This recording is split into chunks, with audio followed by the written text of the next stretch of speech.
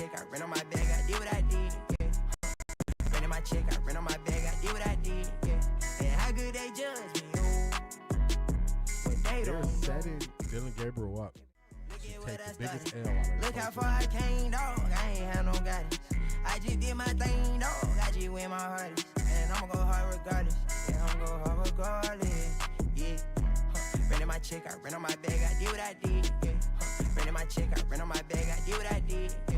And how good they judge me, oh. But they don't know.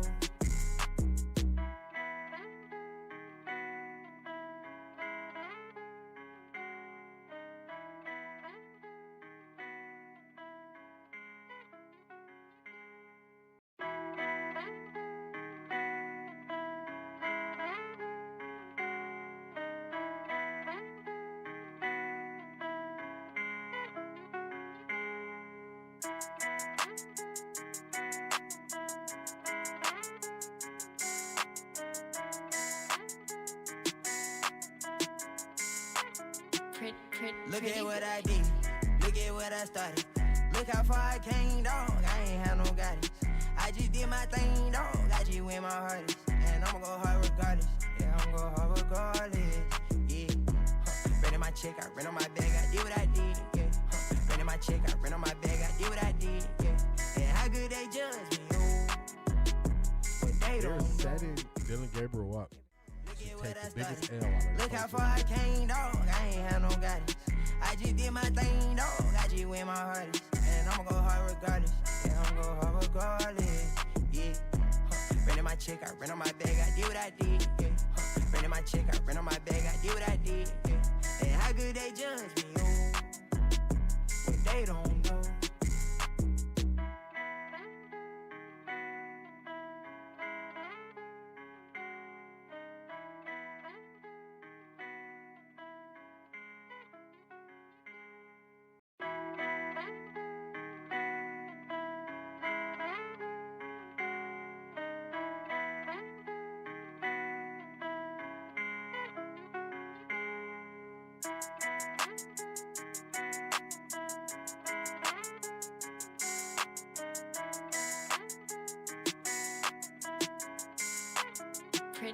Look at what I did, look at what I started. Look how far I came, dog. I ain't had no guidance. I just did my thing, dog. I just went my hardest. And I'ma go hard regardless. Yeah, I'ma go hard regardless. Yeah. Ran in my check, I ran on my bag, I did what I did. Yeah. Ran in my check, I ran on my bag, I did what I did. Yeah. And how good they judge me, oh. But they don't know. Setting Dylan Gabriel up. Look at what I Biggest started. L on Look how far I came, dog. I ain't had no guidance. I just did my thing, dog. I just went my hardest. And I'ma go hard regardless. Yeah, I'ma go hard regardless. Yeah. Ran in my check, I ran on my bag, I did what I did. Yeah. Ran in my check, I ran on my bag, I did what I did. Yeah. And how good they judge me, oh. But they don't know.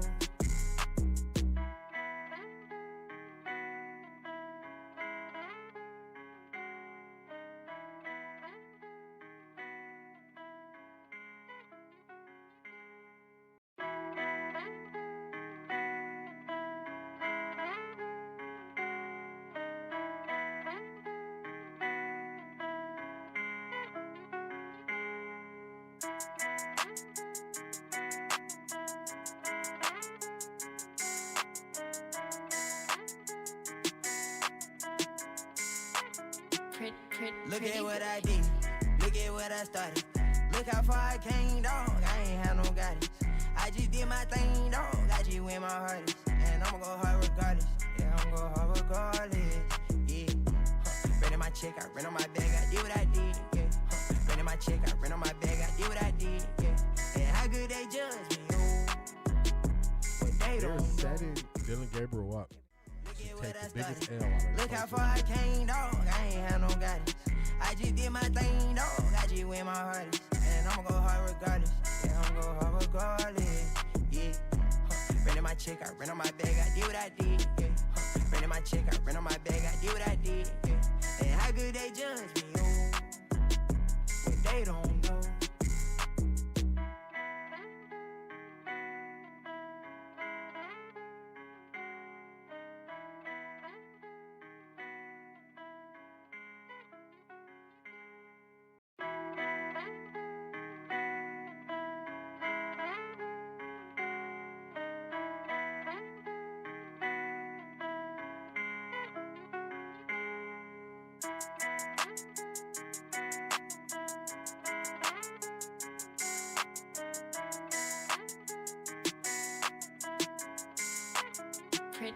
Look at what I did.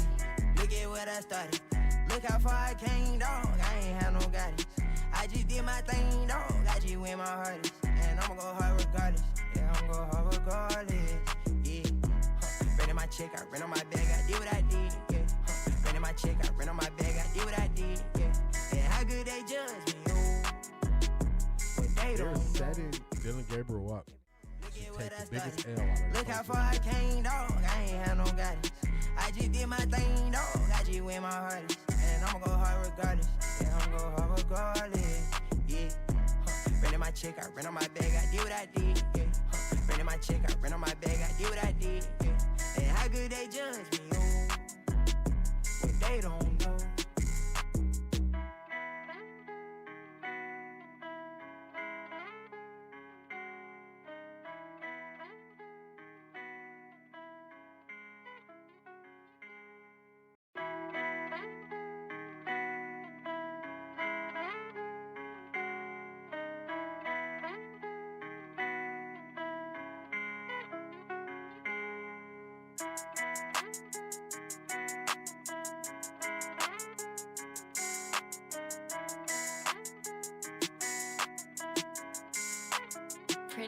Look at what I did. Look at what I started. Look how far I came, dog. I ain't had no guidance. I just did my thing, dog. I just went my hardest. And I'ma go hard regardless. Yeah, I'ma go hard regardless. Yeah.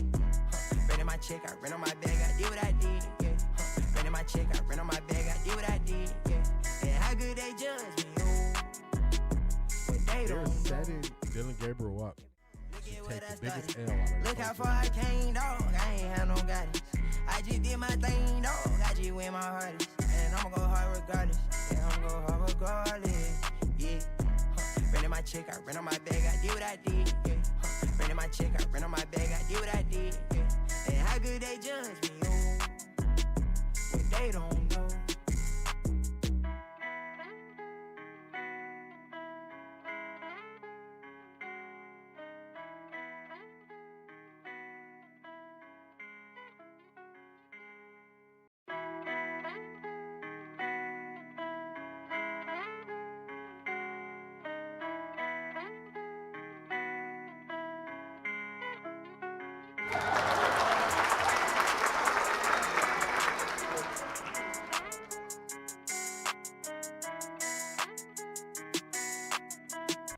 Good morning, everybody. Good morning, good morning, good morning. How y'all feeling today? Let me get this quick sound check in real quick. Let me jump over here. How y'all feeling? Juedy and ESPN Cleveland setting the internet on fire this weekend, giving us something to talk about before we get into real football and training camp. Let's get this right. Oh, man, I got ads playing, y'all. This is crazy. All right, let's see. Make sure we can sound.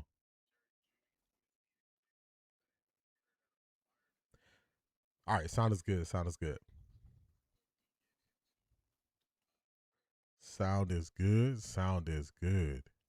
Let's get that down.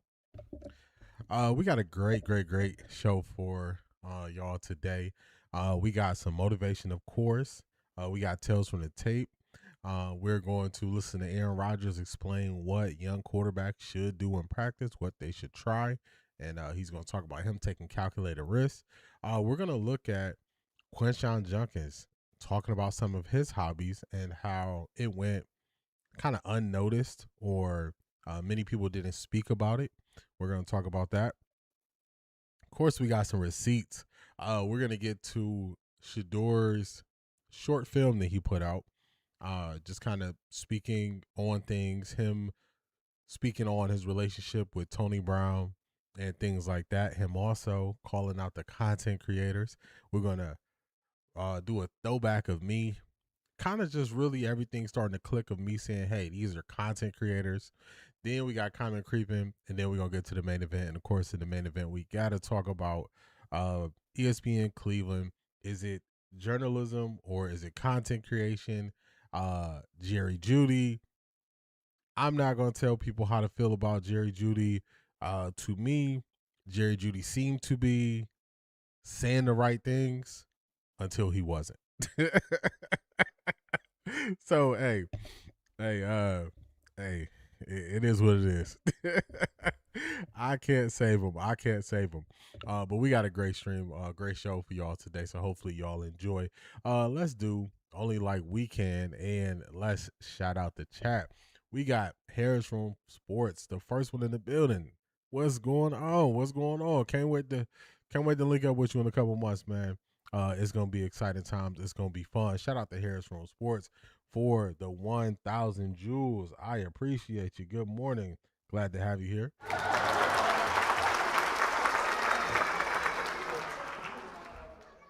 Appreciate you. Daisha, good morning. What's going on? Shout out to Daisha for the 200 jewels. I appreciate you. Good morning.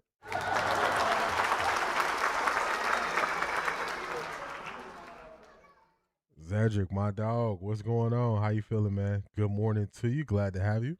Nah, I just didn't care. And I said what I said. I'm not gonna say it again, but I just don't care.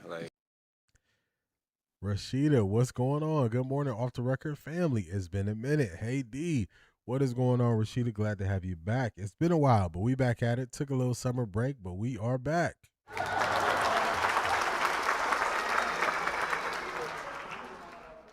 Ivar, Sapase, what's going on? How you feeling? Good morning, ladies and gents. Happy Make It Happen Monday. Happy Make It Happy Monday. I like that.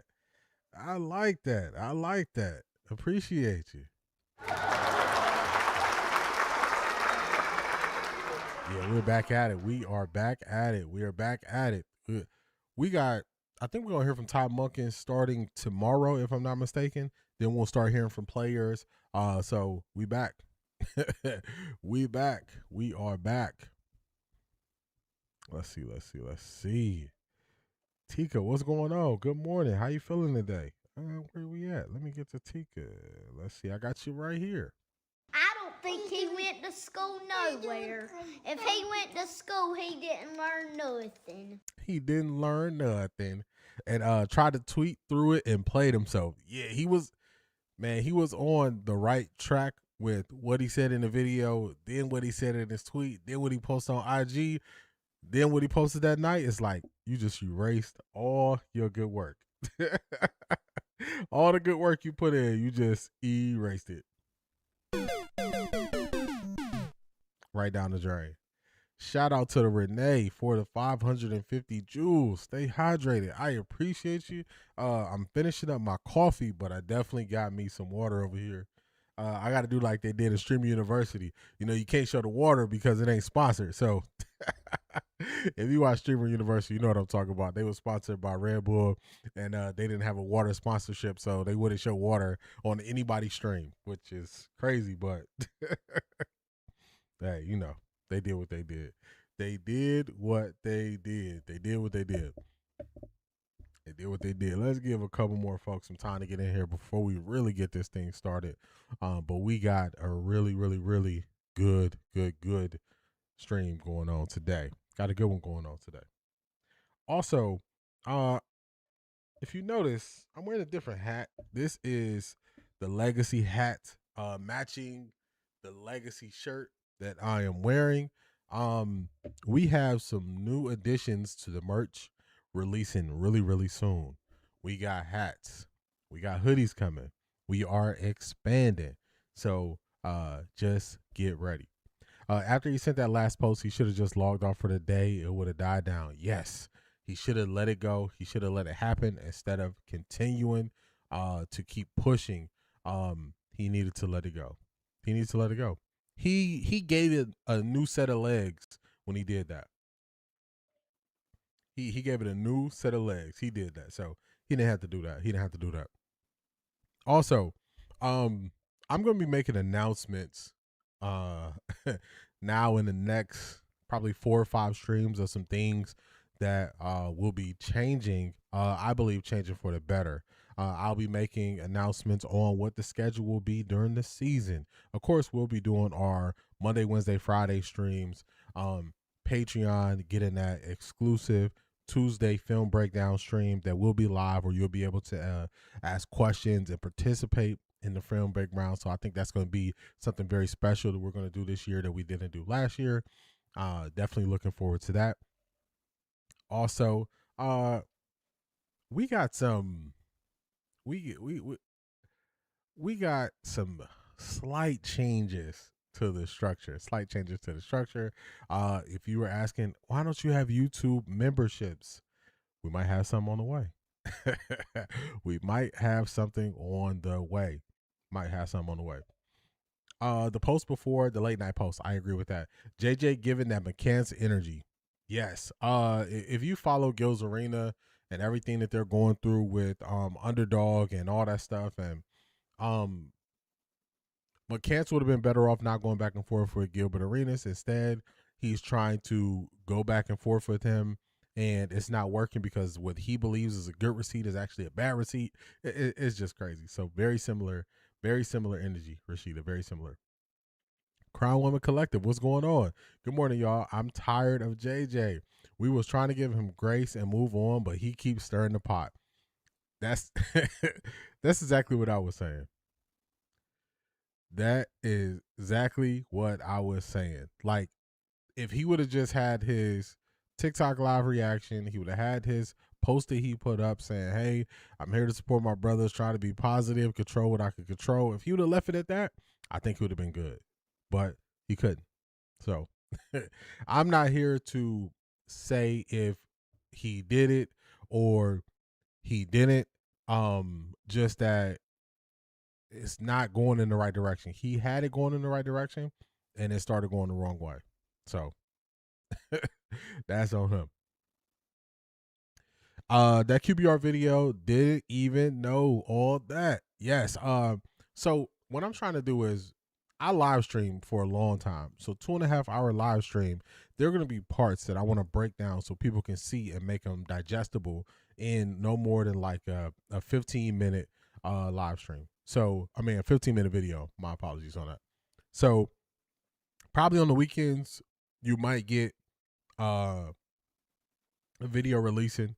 And on the weekends, I'm going to do it as a premiere just so people know that they can get used to the cadence of a video coming out on the weekends. But once the season starts, it won't be premieres anymore. It'll just be, I'll just release the video at that time so people have it. So I'm just doing the premiere at those times to get people aware of the videos being released. Brent, what's going on? Buenos dias, D in chat. Are we live or this the okie doke? Brent, this is not the okie doke. This is not the okie doke. We are live. What's going on, man? Glad to have you. Where is it? Here we go. Can I pet that dog? No, he's Can I sleeping. pet that dog? No, he's sleeping. I like that. Can I pet that dog? Can I pet that dog? Yeah, Brent, I was just saying that up until we get football, just to introduce people to me releasing shorter versions of some of the topics I speak about. I'll do it as premieres. As soon as we get to live games in 3 weeks or so, once we have preseason, at that point, I won't do them as premieres because people will kind of have an idea that those will be released on the weekends. So just doing that just to get people in the rhythm of seeing videos come out on the weekends because it's not something I normally do. Not something I normally do. But let's get this thing going, y'all. Let's get this thing going. We got motivation up.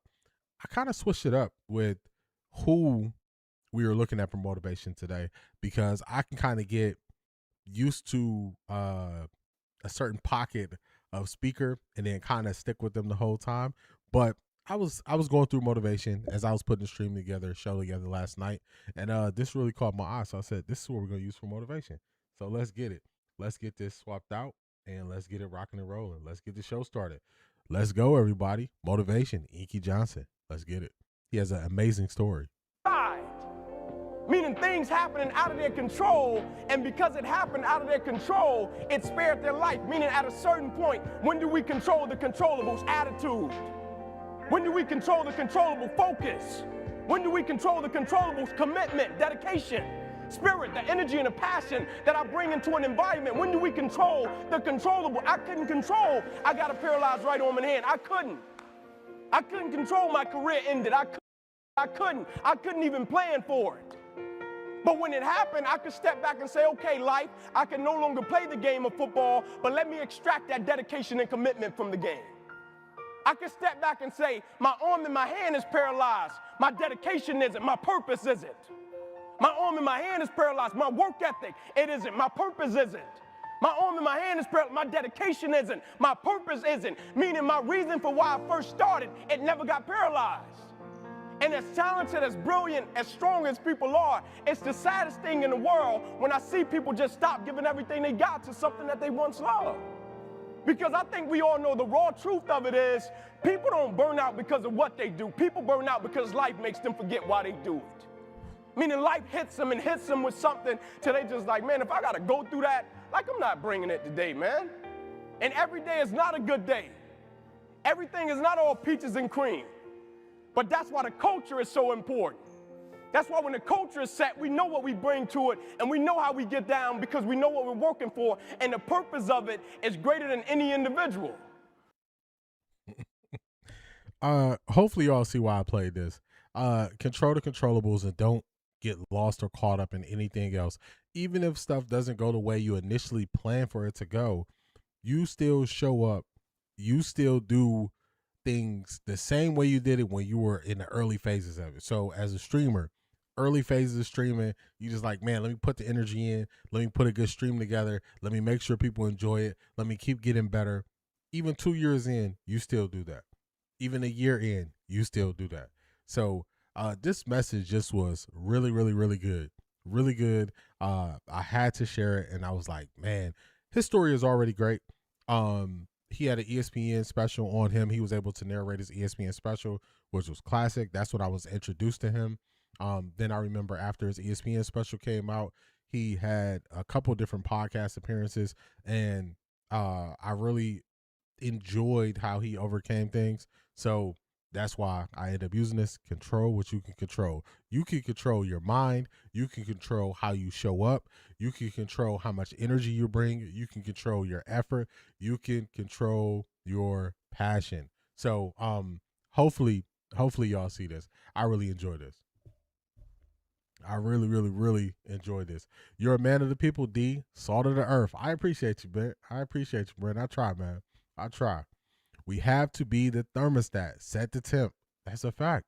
That's a fact. It's going to be stuff that changes around us, but we have to control what we can control. We can set the temperature in the room. We can set the energy level. We can do all those things. And that's what we got to focus on. Selmo Fudd in the building. What's going on? Good morning, D. We ready, dog pound. Big dog 100. What's going on, Selmo Fudd? Here we go, Brownies. Here we go. Woo, woo. Here we go, Brownies. Here we go. Woo, woo. Here we go, Brownies. Here we go. Woo, woo. Here we go, Brownies.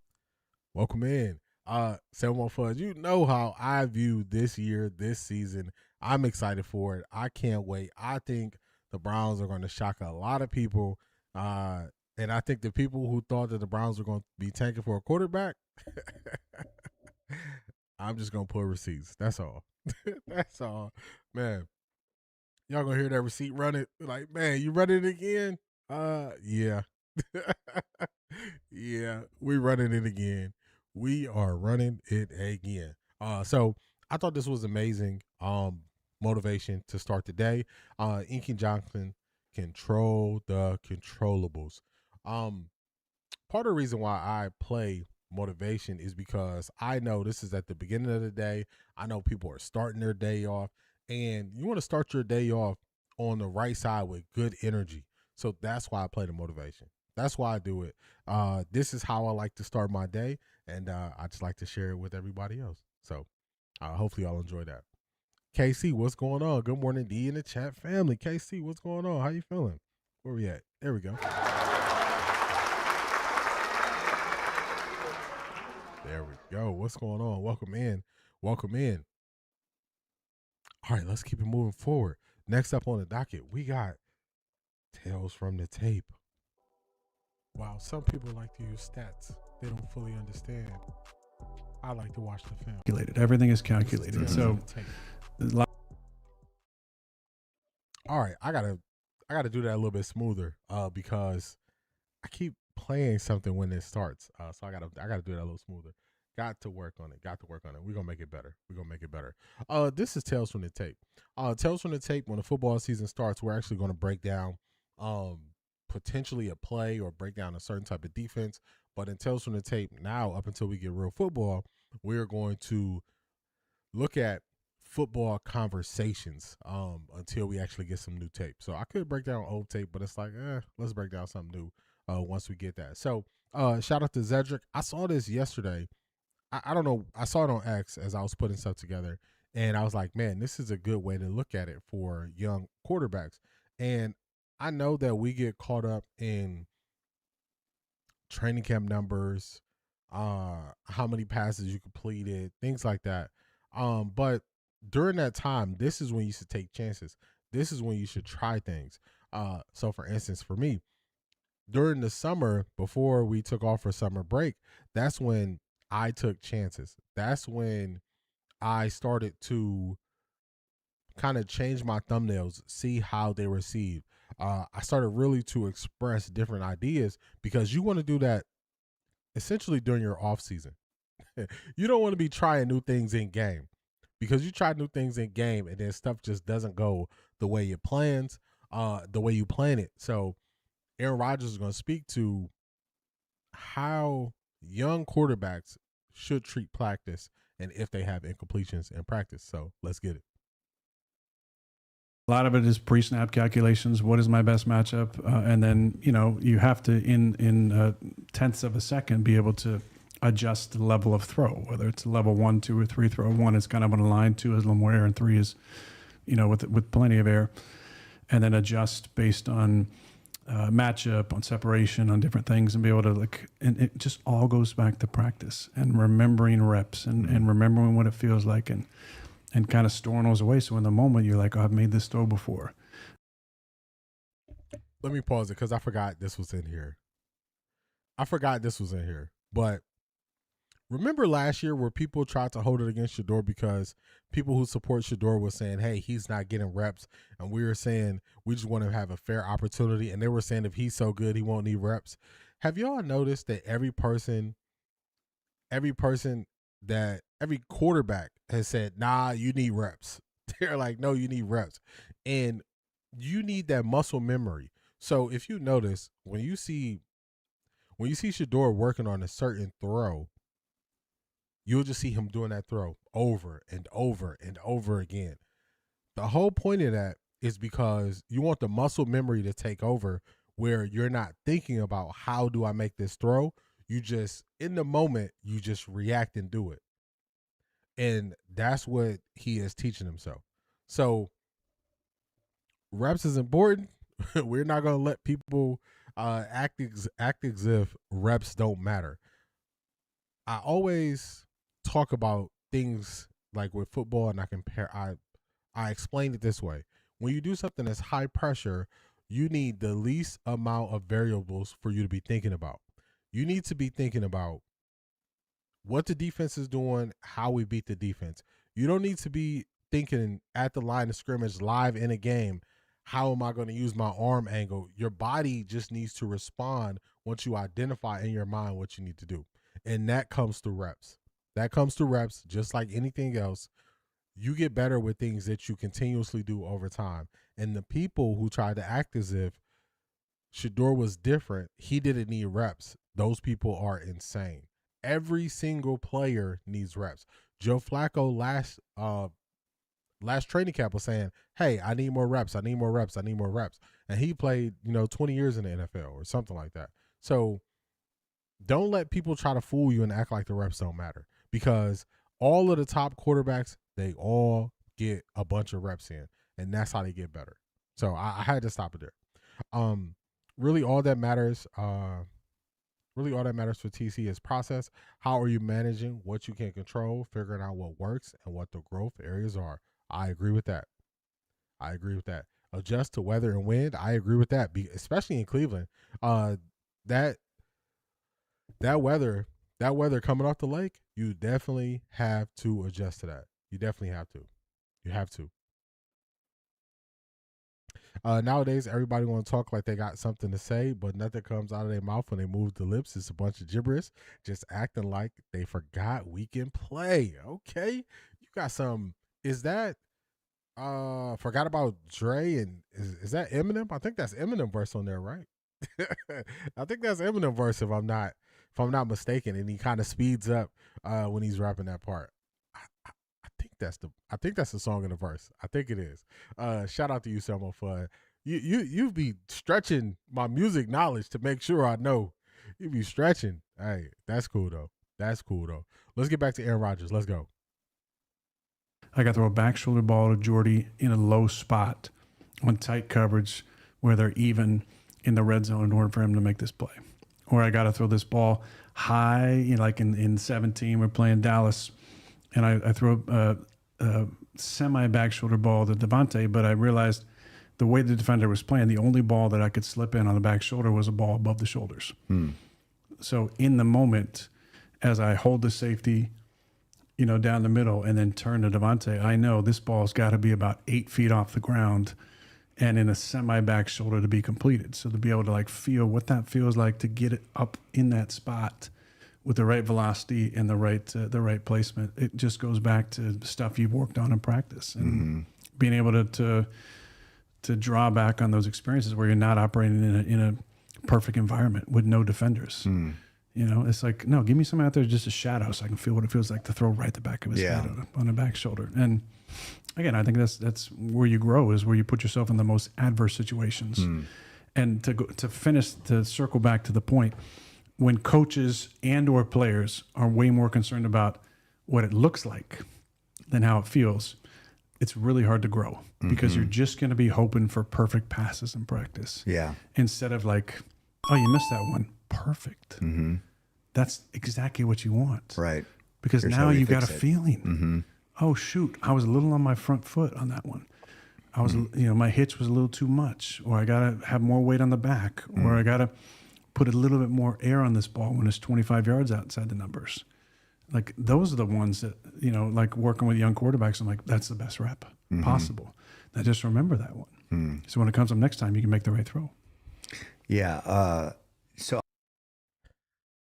I thought that was really good. I thought that was really, really, really good, the way he broke it down and pulled it back all together. When you do things high pressure, you need the least amount of pressure on you to perform when all the lights are bright. And the thing you're going to always go back to is muscle memory. So last year, I was explaining why I preferred a pocket passer over athletic quarterback that could throw, because when things break down, people are going to lean on what they've always had. So if you've always had to think the full game through, then you always lean on your thought process in the game. If you could just take off at any moment and just be the fastest person on the field, you're going to lean on that. And we are watching quarterbacks come into the NFL who are super athletic, have a rocket as an arm, and all those things, and they can't use that to translate into good quarterback play. And it's because they lean on the thing that they're most comfortable with. And a lot of times the athletic first quarterback is the most comfortable being an athlete first. And then teams build schemes to keep you in the pocket and take away that athleticism.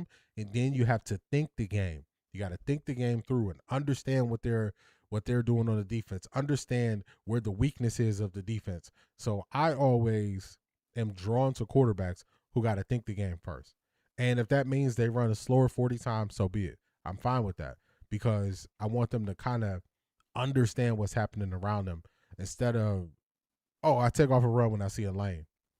Justin Fields might be one of the most athletic quarterbacks in the NFL, but if they don't build the right scheme around him, he doesn't look good. And when they build a good scheme around him, he looks like he could be a starter in the league.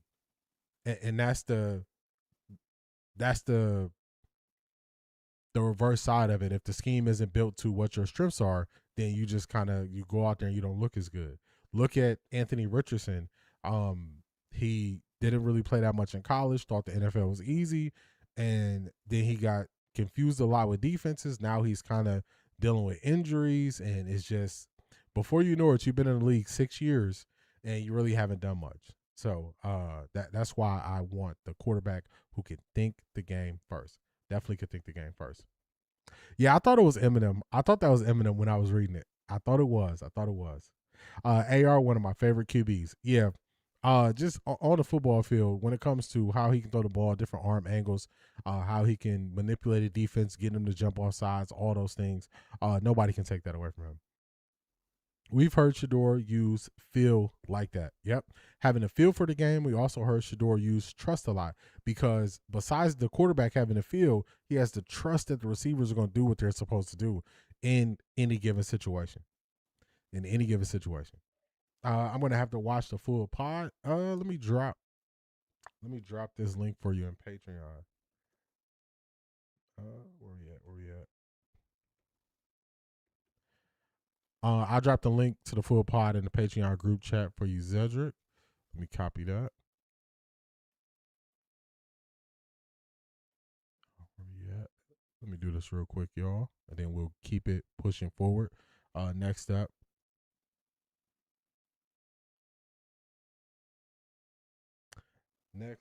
We got. All right, I dropped it in the Patreon group chat for you, Zedric. That's the full pod link. Next up, we got Quinshon Judkins. So we hear a lot of stuff when it comes to Shedeur. Mine low-key looks like. We hear a lot of stuff when it comes to Shedeur. Like, is Shedeur trying to be a rapper? Does he care about football? Is this his main focus, his primary focus? We hear a lot about that. And my pushback always is, you need something to take you away from the main thing that you're always focusing on. So when you do something that's high pressure, high leverage, you need a hobby that is a positive release for you so you can get away from the high pressure thing. So we see Quinshon Judkins performed well last year against a bad offensive line. Most snaps where he was hit in the backfield and had to avoid a defender before he even made it out of the backfield. On pace, he was on pace last year for over 1,000 yards on the ground before he suffered that injury. He put out something his offseason, and he is highlighting the fact that he is also into music. And I find it funny that we never hear anything about his lack of focus, his lack of effort, or he should only focus on football. And what I realized is, this is something that people feel way more comfortable using against Shedeur, but nobody else. Nobody else. Good morning, Charmaine. How you feeling today? Where we at? Hardest working woman in Ohio. Welcome in. Good morning.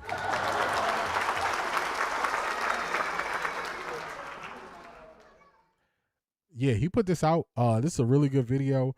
Just showing the journey. He got a lot of music on the early side of this, so I couldn't really show that portion of it. But here we go. He is shopping for a new guitar. Dr. Clyde Marshall, good morning. Welcome in. How you feeling today?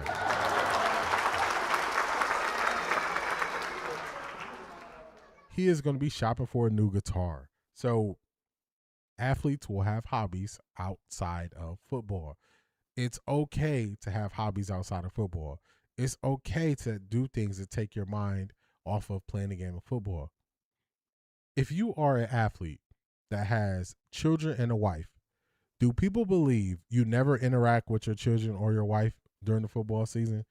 Or in this case, in the off season, you eat, sleep, and breathe football? Come on, man. Like,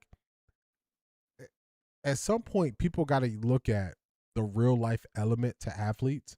And what people try to do is act like athletes aren't human beings. They act like they don't eat, sleep like we do. They don't have feelings and emotions like we do. They don't have creative bones in their body where they want to do something different. Like, it used to be an old way of thinking that if you play football, the only thing you talk about is football. Then we find out, man, all these players really like video games. Normal. Normal. So I think people want to know behind the scenes.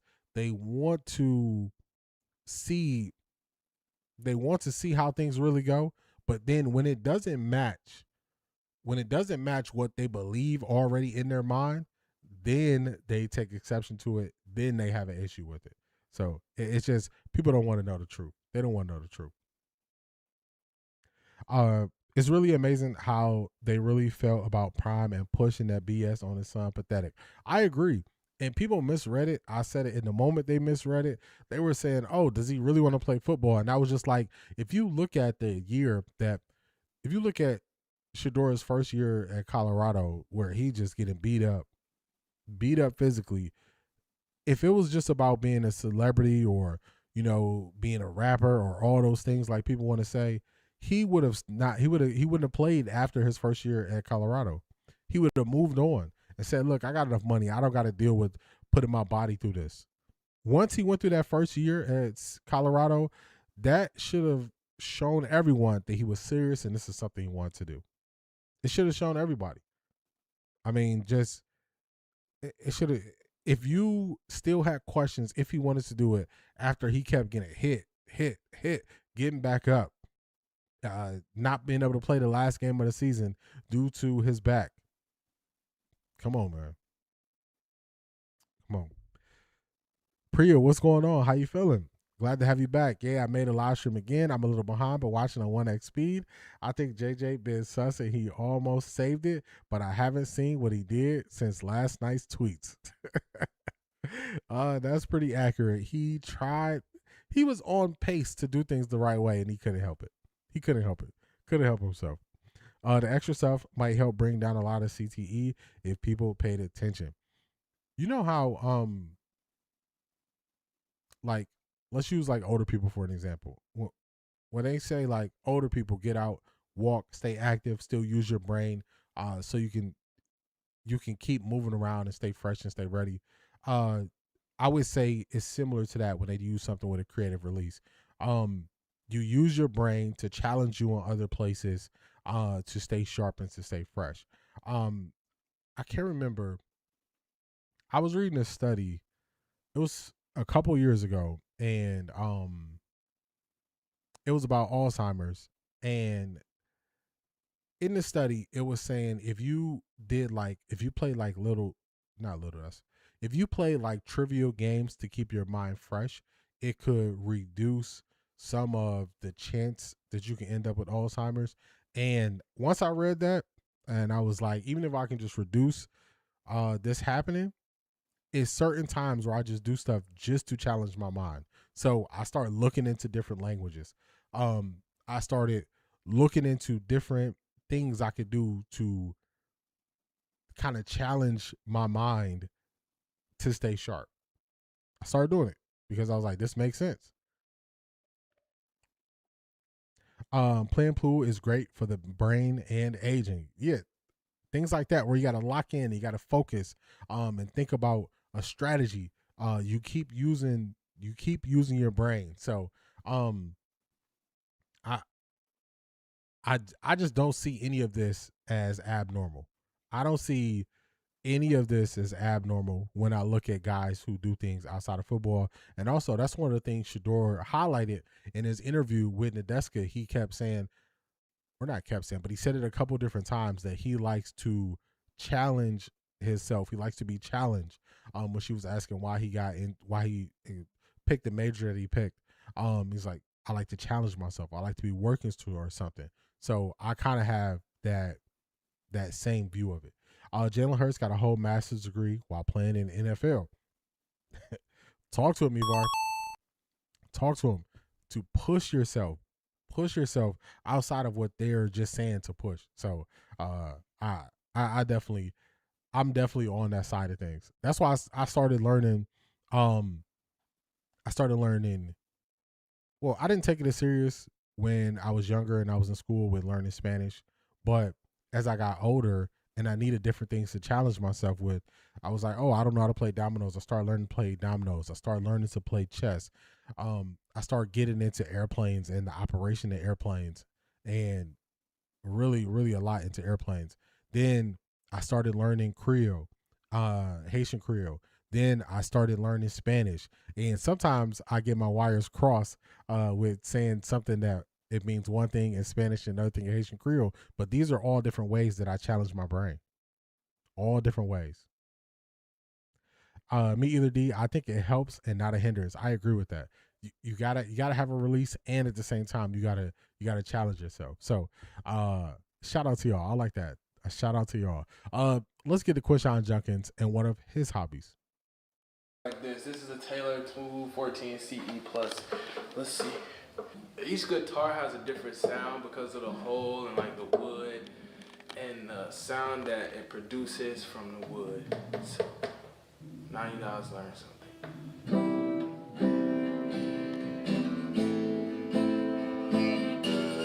See, this one sounds better. This sounds like me, you know what I'm saying? And I saw my reflection in a snow-covered hills, and the landslide brought me down. Oh, mirror in the sky, but it is love. Can you try to take my heart, rise above? This one sounds good, so we're gonna put this one to the side, okay? So we're gonna keep that one, post it. That one was nice. Yamaha, I've never really used those. I just like Taylor's and Martin and Co's. There's so many guitars, man. You'll be in here all day, but this is the thing I love about music.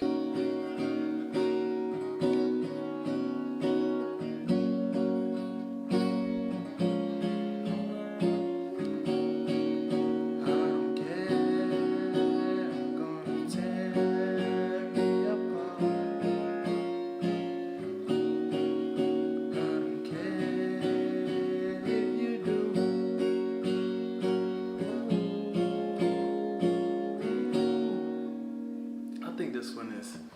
What do you think, CJ? I like that one. Oh my God! Cop Taylor for the win. Thanks. Thank you. I need some good guitar picks in there. So let's pause it right there. This is one of his hobbies that he enjoys as a release to just get away from everything that they have going on with. Every time you go somewhere, people wanting to take a picture, get an autograph, or expecting something out of you. Sometimes you need that place to just enjoy doing something that you enjoy. So that is Quinshon going through. We got a little bit more to play of this, but this just shows you that you can have hobbies. Hobbies don't take away from the main thing unless you let them take away from the main thing. But if you keep the main thing and had a hobbies on the side, there's nothing wrong with that. I really much prefer to see these young men making music than being in the club, going out. What they tell you, like, nothing good happens after 2 a.m. I much rather see them doing things like this. Much rather have. I wouldn't care if everybody in the NFL made music versus putting themselves at risk outside with other things or, alcohol or whatever. So I have no problem with with them using this as a release. And I think this is a lot more healthy of a release than what some people choose to use. So I got no problems with this at all. No problems. Let's catch up on the chat. I'm a nurse of 20 years, but now I'm taking real estate classes now. Constantly challenge yourself. Shout out to you, Crown Woman Collective. Keep it going. Y'all probably like, man, what haven't I done? So when I was in Florida, I did real estate, got my real estate license in Florida, got my real estate license in North Carolina, was thinking about getting in some other states, but I've done some of everything. But definitely, keep doing your thing, Crown Woman Collective. It's it opens your world to see things differently when it comes to real estate. So definitely keep doing your thing, keep pushing, keep pursuing it. Glad to see you're doing that. He really enjoyed picking those guitars. Yeah, this is a happy place for him. This is a good hobby for him that I wish more guys took this approach to their hobbies versus what their hobbies could be. Yeah, my grandma had Alzheimer's. We don't know things for sure, but it's more about prevention. I buy my mom books of Sudoku to do just whatever, things like that, and puzzles. I agree. That's a good point too, because they talk about just using the brain more. And I had a couple people in my family go through it, and it was just a shock of the person you saw your whole life, and then the way it hits you if they don't recognize you. It just was like, man. So that's what made me start to look into it more. But shout out to you, Priya. That's really good. To buy your mom things that she can continue to use and kind of push her brain. I've been thinking about taking a class, but I haven't stepped foot inside a classroom since '03. Rashida, just take one online and see how it feels. Take one online at a community college and, see how it feels to be back in that learning environment. Just make sure it's something that you have a decent amount of interest in. Make it happen. You got this. Smashing Pumpkins do a great version of Landslide. Is that the song he was singing? I think that was the song he was singing. Wow, I love Landslide. He's really one of those guys that's just talented at everything. Was he a multi-sport athlete? Do they do that anymore? I don't know if they do that as much once they get out of high school. But I'll have to look into it. I have to look into it more. What's good, Off the Record family? Late to the party, but I made it. I'm in and out. Got a meeting shortly. What's going on, Key Mathis? Glad to have you for the time that you could be here. Where we at? Here we go. 45-47. What is going on, Key Mathis? Glad to be a part of your day. Glad to have you here. What's going on? He just wants to be a rapper. Yes. When people were saying that, I was like, man, do people not realize what you go through as a quarterback, taking all those hits, the dedication, the effort that you got to put into it? No, he's not out here trying to be a rapper. Yes, that's what I was thinking. For young single players, so much better working on themselves and interests versus being outside, spending too much and being reckless. I agree with that. Listen to Smashing Pumpkins version. Priya is just the lead singer and a guitarist of Landslide. Let me write that down.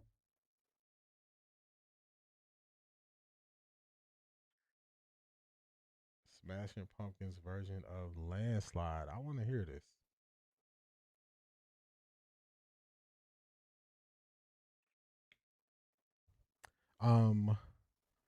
Nate, what's going on? ESPN Get Up got an all-white cast. It was completely bland.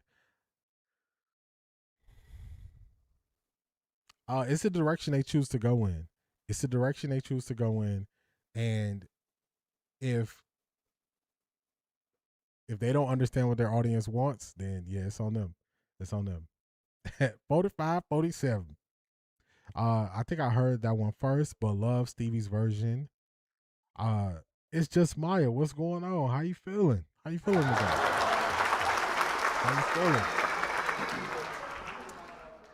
Now Quinshon is gonna pick out some picks. Glad to have you, Maya. Glad to have you. Pink is like probably my top 3 favorite color. Yeah. Just roll the ticket. Appreciate it. Oh shit. So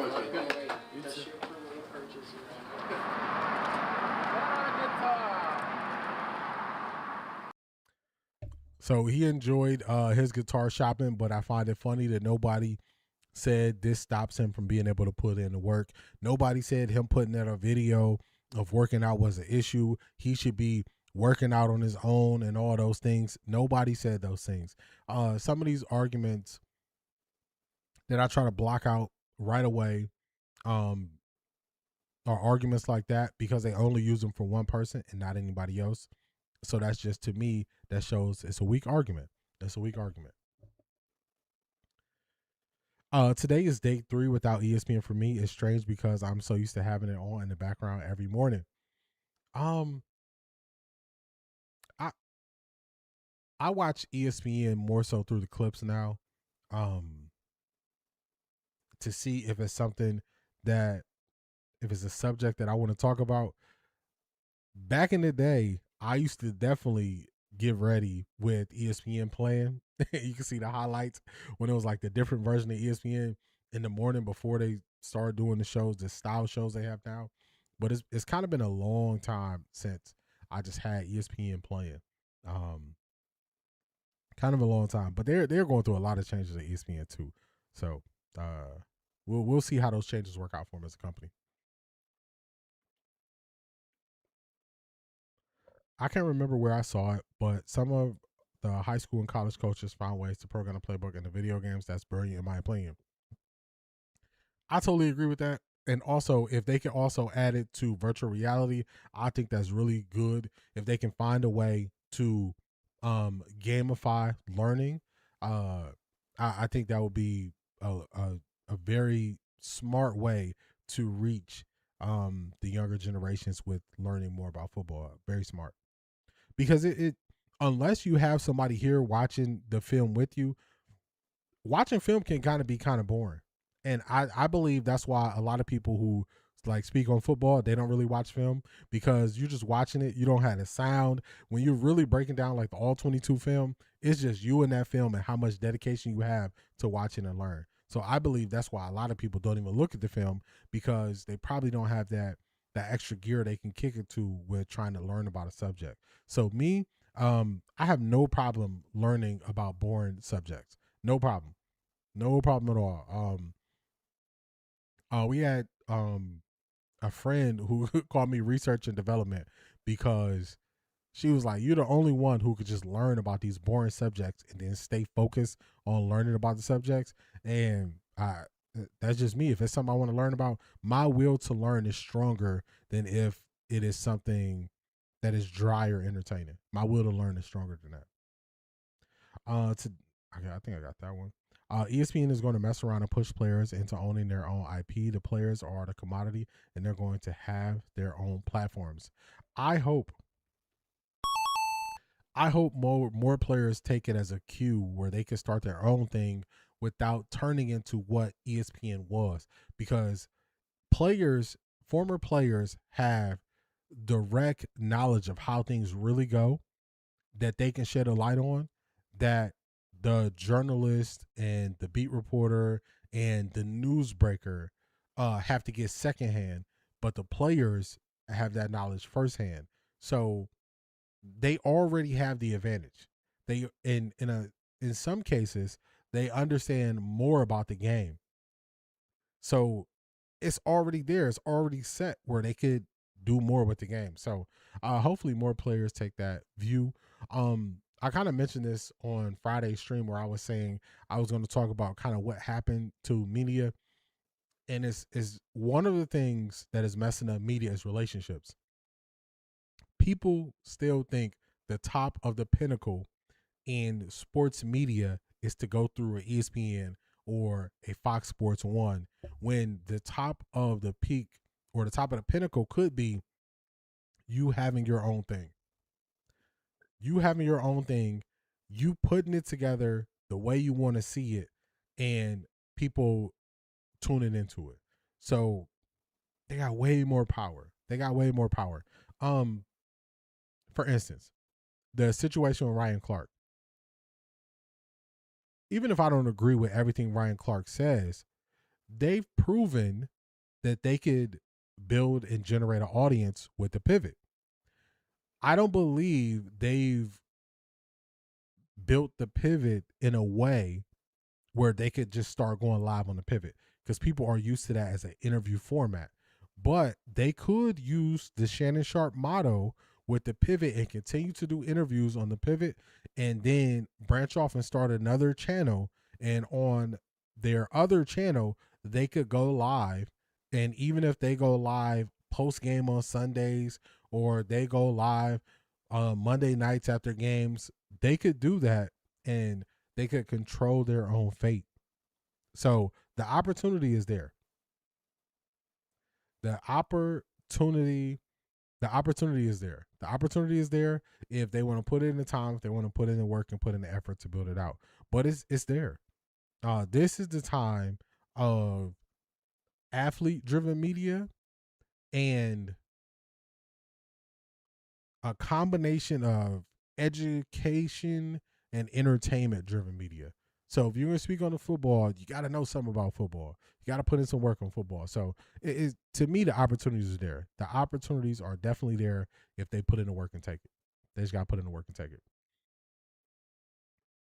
Sports Center stayed on back in high school. That's a fact. You just had it playing while you was getting ready for school. The whole time, Sports Center playing. The whole time. Disney ruined ESPN. Yeah, it's not that much they could do to turn it around unless they kind of branch off, but they're not branching off now. They are intertwined. Unfortunately, the whitewashing of ESPN is in full effect. Yeah, I don't believe they are doing things that cater to their core audience. There were studies out on who ESPN's core audience is, and I would just say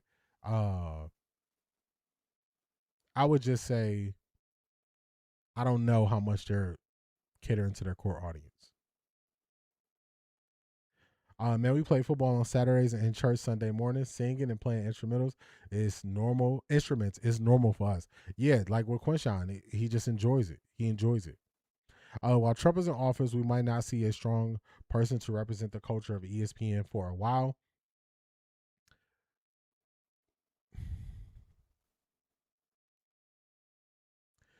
My take is Stephen A. Smith is the strong person at ESPN, but what he allows them to do to certain people kind of creates the domino effect of how they deal with people.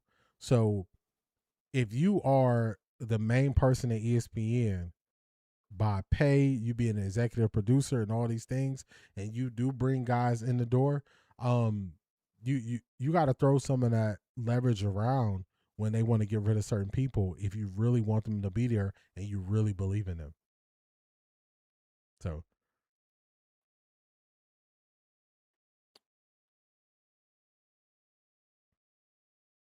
players understand the ins and outs, and they have the insider sources can advocate for player perspective versus clip-based fans. I agree with that. Priya. I agree with that. There honestly was more of a healthy respect between journalists and athletes. The lines are blurred now. The lines are super blurred. That's why the title of the stream is what it is, because to me, I don't think you can look at a person and say this is solely a journalist. Everything they do is with journalistic integrity. I believe we're looking at people who ESPN is trying to turn into sports personalities that have a journalism background, and they have a journalism background and they're trying to turn them into sports personalities, but they don't have the most understanding of it. So it's equaling the product that we're getting on ESPN. It's probably the best way to put it. ESPN sold out to McAfee, but he is specifically known for having his own show and building it outside of ESPN. That's it. They paid him a lot. They paid him a lot to be there because ESPN was kind of going through a rough time, and they had to, so they lost leverage. Or them even picking a game to react to weekly. I agree with that. The idea for the pivot, where if they created a separate channel that was used for live streams and clips of them reacting or speaking on football, they could do like a pre-show and a post-game show, or they could do a show like on Friday leading into the weekend and then do another one. They could do it that way. So they got options. Can you imagine a live thing with Cam Newton and Ryan Clark?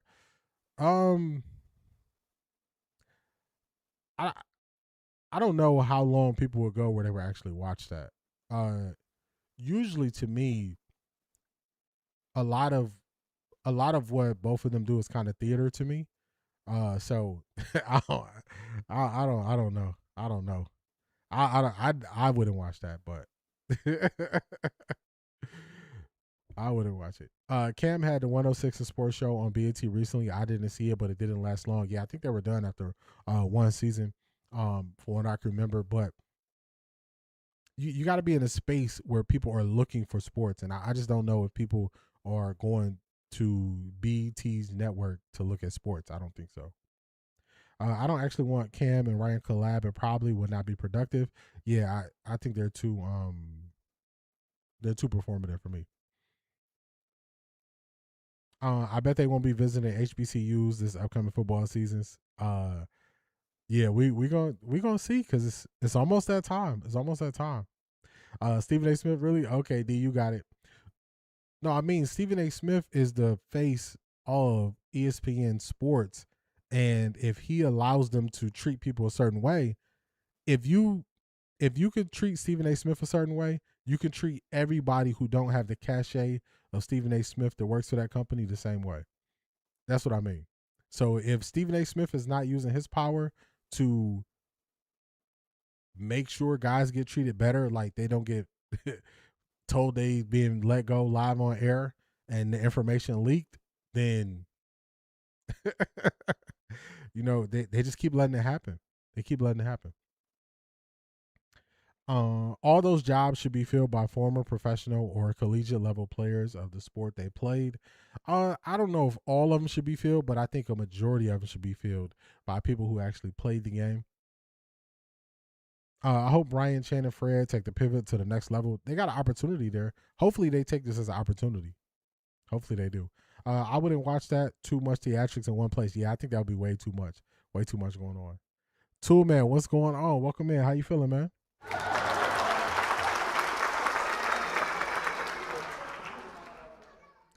Everyone likes watching game reactions. He could get a high-profile NFL pro / retired players. Also, is a great way to see their more genuine personalities, less performative. I agree with that. Journalistic integrity is dead. I agree with that. I agree with that.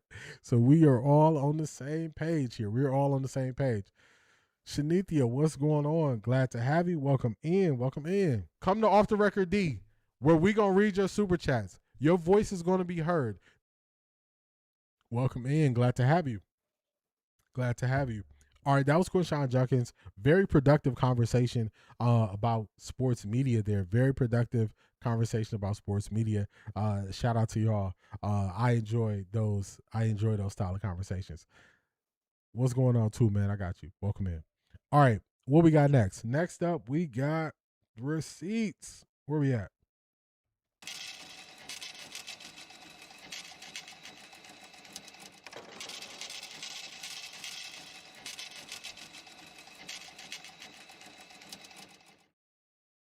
We got receipts. So we're going to get to Shedeur, but I'm going to play my reaction first.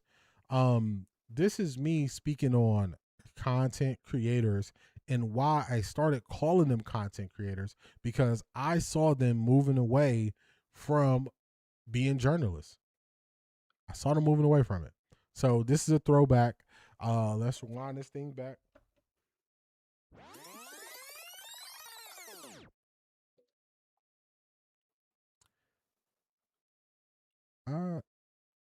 Tool Man, hope you feel better, man. Sorry to see you going through the cold flu. Nope, we didn't talk about Juedy yet. We're gonna get to it. We kind of briefly touched on the subject, but we didn't really talk about it. It's the main event subject, so you got time. You did not miss it. All right, so this is what I said about content creators a couple months ago. A lot of these same content creators, and remember, until we get all on the same page with content creators, I'll break it down for y'all. A content creator, when I use the term content creator, that is any person who makes content and is rewarded for more people watching. So when I say content creator, I could be talking about a reporter that write articles that wants clicks. I could be talking about a radio station that wants clicks from YouTube and get you to listen to them while they're live. I could be talking about an actual content creator that makes a podcast. So I'm putting them all in that same box. I could be talking about beat reporters who want clicks off of X. So when I say content creator, it's all encompassing. So when you hear me say that, when I say content creator, I'm not just talking about somebody on YouTube. I'm talking about anybody who benefits from more people seeing what they say or do. So just give you the definition of content creators.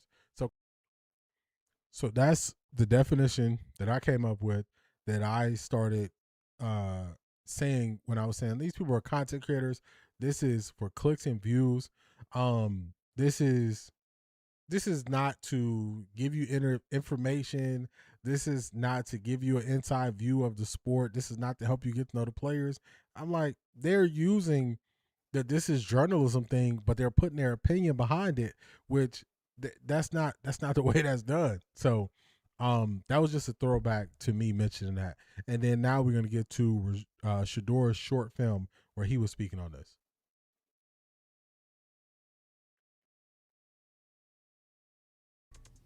That's something I would find very important. Let me pause it here. Let me catch up on the chat, then we'll get to this. The only thing with the athlete thing is the producers. Someone will have to play the bad guy by their standard. This is true. You always need a villain. There's always a villain available. There's always a villain available. I'm not going to tell y'all the secret sauce, but if you look at my entire show, there's always a villain. There's a running theme of the same villain from season 1 into season 2. There is a villain that is there, and it doesn't have to be in the form of arguments and going back and forth. But in entertainment, people appreciate a villain. So there is a villain there. The villain is always present. Could be talking about a has-been player looking for attention. Let me see. Oh, oh man. We gonna see. We gonna get to it. Excuse me, y'all. All right, let's get to Shedeur. We got Shedeur here. People would say they support you, but never really support. A lot of people would go online and show support, but personally would never reach out and do anything. So I understand what actually having your back look like throughout everything. A lot of people talk about it, but they don't really do it. And I don't really respect those people. I don't respect people that talk down on other people for financial gain. For their own gain, you gotta understand the media.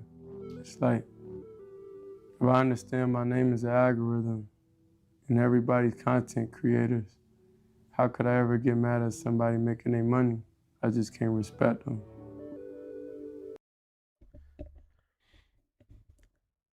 Shedeur sees and explains and sums up the game that easily. He summed it right up. He summed it right up. My name is the algorithm. Nobody ever pushed back on that. I understand they're doing this for financial gain. I just can't respect it, and also calling them content creators. So it's right there. Summed it up that easily. MK and the likes of content creators don't know nothing about football. That's exactly it. Crown Collective. I also like when you use the term microphone because it's a distinct term from content creators, but either way, glad we're not calling it journalism.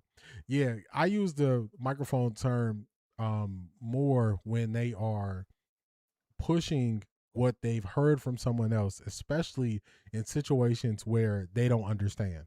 So when they say, I heard this or I was told this, that's when I use the term microphone more, because if you've been doing something for 20 years and you never took the opportunity to understand what you're talking about more in 20 years, you just pushing well, this coach told me that this is this because this. Not this coach explained this to me and now I explain it and now I can express how I see it. So, but glad you like the microphones as well. That's definitely another one that I use.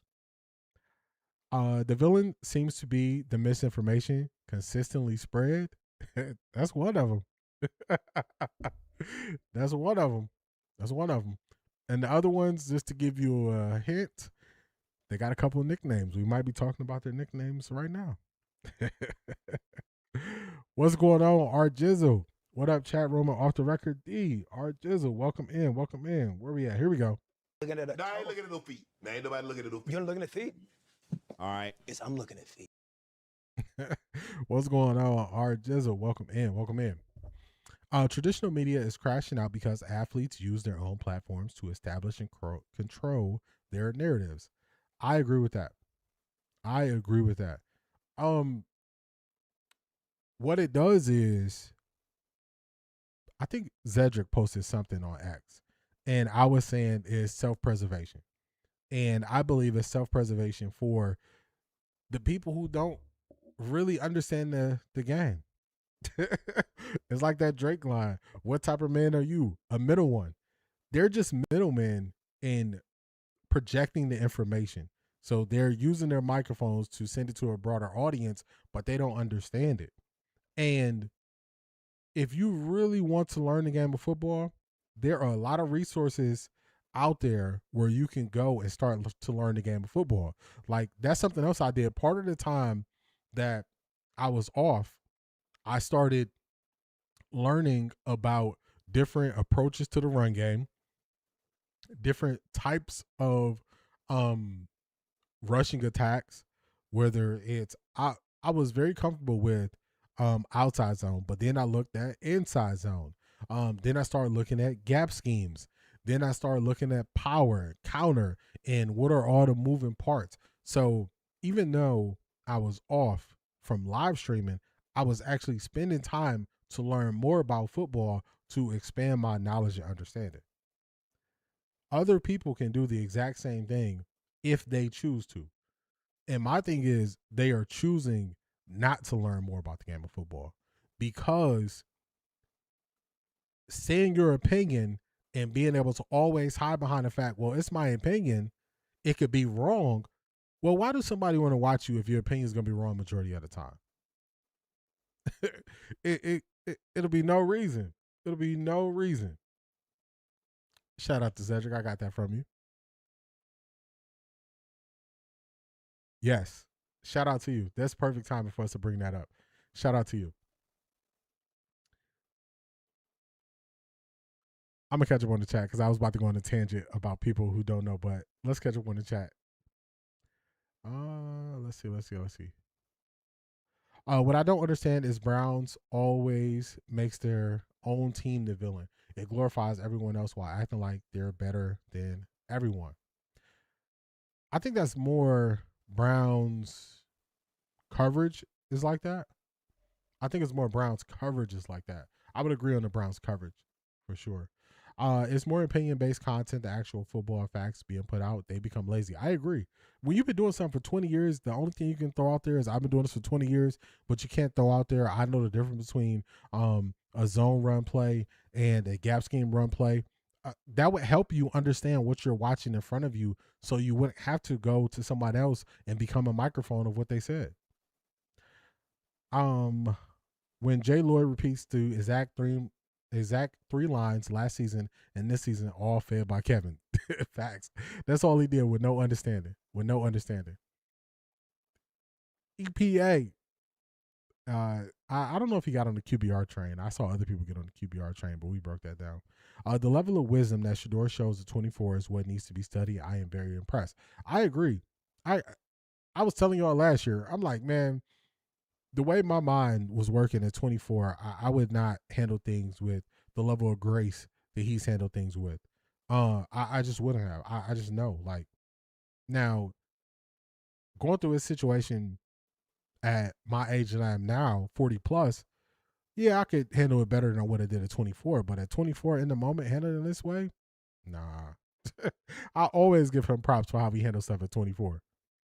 Always give him props for that. Me too. He's very wise beyond his years. I agree with that. Athletes will always be more famous and interesting. Traditional sports media take themselves way too seriously. Remember them shaming them shaming that Jackson reporter for complimenting Cohen's season. I agree. They don't want the positivity there when they do it. They just want to try to that was Miss Lynn Jones Turpin, who they were saying that's not the right place or time for her to be doing that when they've also done similar things. I agree, D. If you're good at what you do, you don't crash out. You evolve as the environment around you does. For real, you have to. I don't know who told me this. At some point in my life, somebody told me never be afraid of change and always be flexible. And it's just something that stuck with me. So I'm willing to look at things differently. I'm willing to work to improve. I'm willing to learn more. This sounds like easy things, but when people get 40 plus, usually they kind of get locked in on who they are and are less likely to change. But I don't live my life that way. They're not trying to learn aspects of the game. I agree. Yes, he's very wise. I love the way he carries himself. Speaking on Shedeur. And when they do accidentally share a real observation, they have to walk it back like Deshaun Arm, maybe having fatigue by the end of camp and him losing accuracy consistently seem sensible. Yeah, that before the camp started, he was leading. After the camp, his arm was tired. It's crazy. CO7111, what's going on? Hi all, hope everyone is doing well. I'm late. It's all good. You know we got some good show for you. Since I brought up the conversation between me and Zedric, let's get that pulled up. Shout out to the plug. You've got mail for sending that to me. Oh, I gotta change this. Let me slightly adjust this so y'all can see Zedric's post because I want this to show from the top. Let me slightly adjust this, y'all. Off the record D, where we make our adjustments live. We do it live. Let's see. If we go here, bring this down.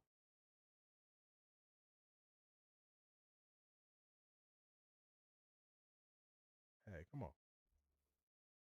There we go. How much space we want to see?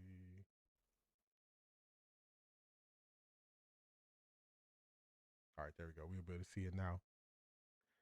All right. For everybody who doesn't have X, this was the conversation that Zedric and I were having on X. He asked this question. Let me read from here. Will we start to see more former athletes in the media get kicked to the curb because journalists and insiders don't care to share space with them anymore? That was Zedric's post. Let's get to my response. Because this is right up in the same ballpark of what we were speaking about right now. Excuse me, y'all.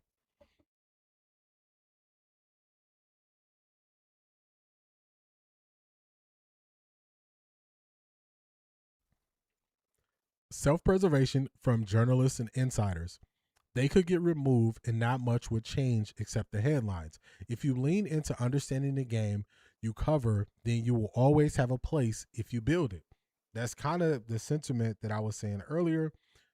If you build it out, you'll have an opportunity. The pivot has an opportunity to build it out if they choose to. And Zedric's follow-up, yep, but they're too far gone into the politics of it all. They rather do that than understand the game, which I agree. I agree with it. Shout out to Latika. Let me grab that from you. All right, make sure I don't have no music. It's IG.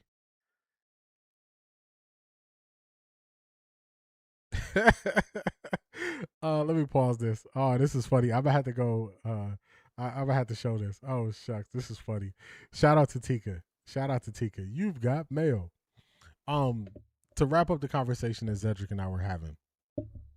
To wrap it up, if they are willing to build out the thing that they want, they could have success because they already have experience. They are known, so they kind of have a head start based on what they've already accomplished in life. And if they're willing to put in the work, they could do it. And they can see a level of success, and they'll also control their fate. You can't get fired from something that you build. You cannot get fired from something that you build. So let me say that. That was the most perfect time for her to do that, especially after watching a reporter gas up Kevin when he knew he was getting fired. Yep. I remember I highlighted that. I'm like, he did the same thing. Lloyd acts like Shedeur didn't progress every game last season, even without any help from the coaching staff. He does not know how to quantify somebody getting better as a quarterback. So that's primarily the reason why he uses EPA, because he doesn't understand. He's trying to use EPA to fill in the blanks. Unfortunately, he doesn't fully trust EPA because when Shedeur had a higher EPA than Josh Allen, he didn't want to use it. When Shedeur had higher EPA on other games, he didn't want to use it. He only wanted to use cumulative EPA because then it brings down the overall number versus going game to game where you can see Shedeur has some ups and he has some downs. So that's where Jason Lloyd messed up.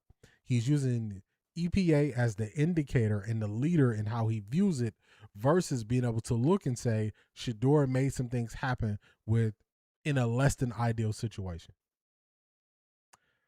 We can all learn a little something from two. He's wise beyond his years. That's one reason the media tries to tear him down. I agree with that. I know everyone said Ty will pick who can win the most games in first week, but do you think he'll consider durability with all the new players? Would it be better to have the same QB?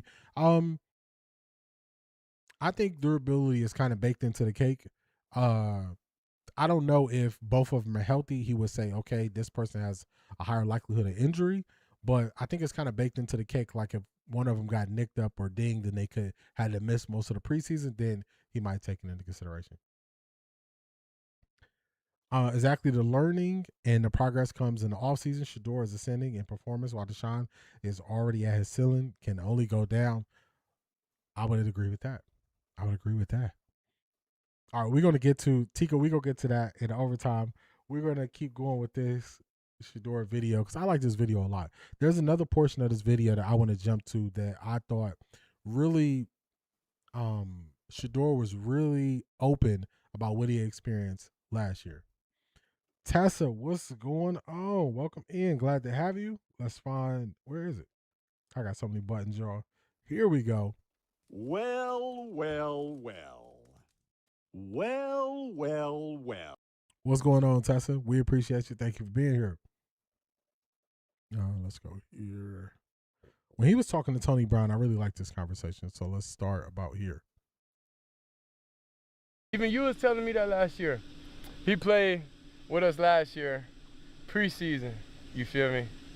I'm chilling. I'm like, I don't know if I'm gonna go big speaker box, walking in, Panthers game. You feel me? I was like on some chill stuff. I said, nah, bro, I don't know about that. Then he started cussing me out. Tell him what you said, cuz. You can't. Don't let them people change what you got going. This you. Like, it was a lot of stuff going on. Like, people don't even know. And that don't even matter. But like, we was chopping, and he, like he said, he was like trying to figure out. He was like, man, I don't even, because he was finna start. You know what I'm saying? He was finna start. He was talking with me. We had got cool.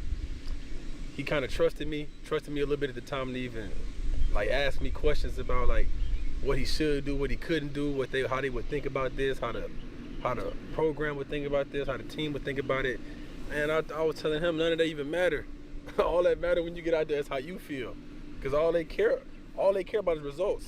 That's all you should worry about, and worry about how you get yourself in the best mind space to play your best. And then I asked him, I was like, yo, when you was your best at Colorado, what type of things did you do before the game? And he told me, this is what I did, this is what I felt like this. I felt like the man, I pushed in, okay, but let's recreate that then. Yeah. That's what we got to do, recreate for you because none of that other shit matter. None of that fifth round, none of that your dad, none of that matter now that you finna go in and be the starter. None of that matters right now. There's an opportunity that you need to figure out the pieces that you need to put together to be the best Shedeur Sanders, to prove to yourself. And that was what I was telling, like, it ain't about nobody else. It's about proving it to yourself that you are what you are. And he knew that. And then he told me these are things that we needed, and we made it happen. The rest is this was so necessary to have somebody in his corner because it's not just the fact that Shedeur didn't feel like he could trust how they would respond to him, that's a whole different story in itself. But you have somebody to tell you have to be yourself.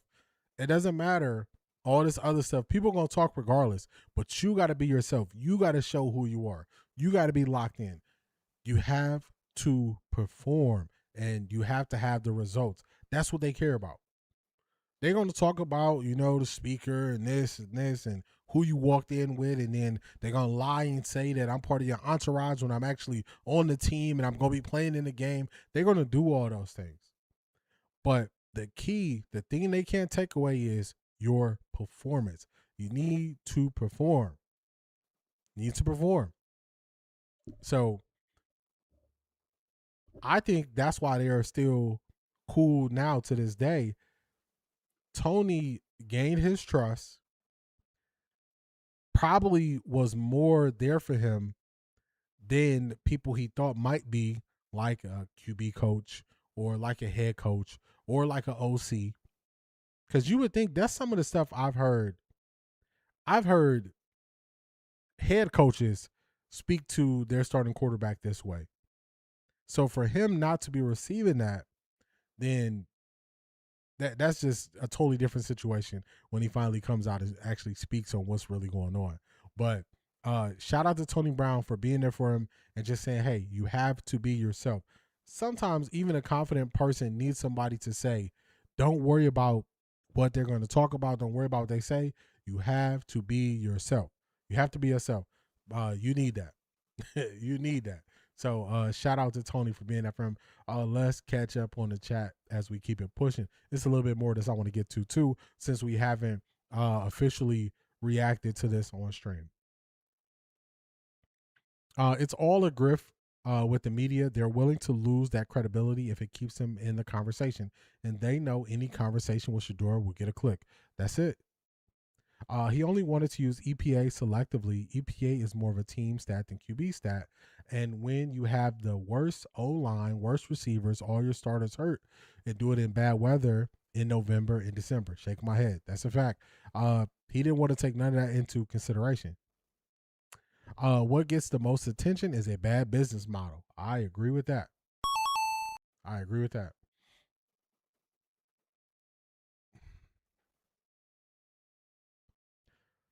Lyman takes it to the extreme when Ken even calls out for trolling, but he cries victim when he gets reaction he was hoping for.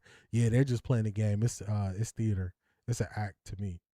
Can't wait to read Shedeur's book whenever it is written. For real. The stories he gonna have. I see y'all got Jessica drop pass in the headline. We already know how I feel about her. We already know. Oh, wow.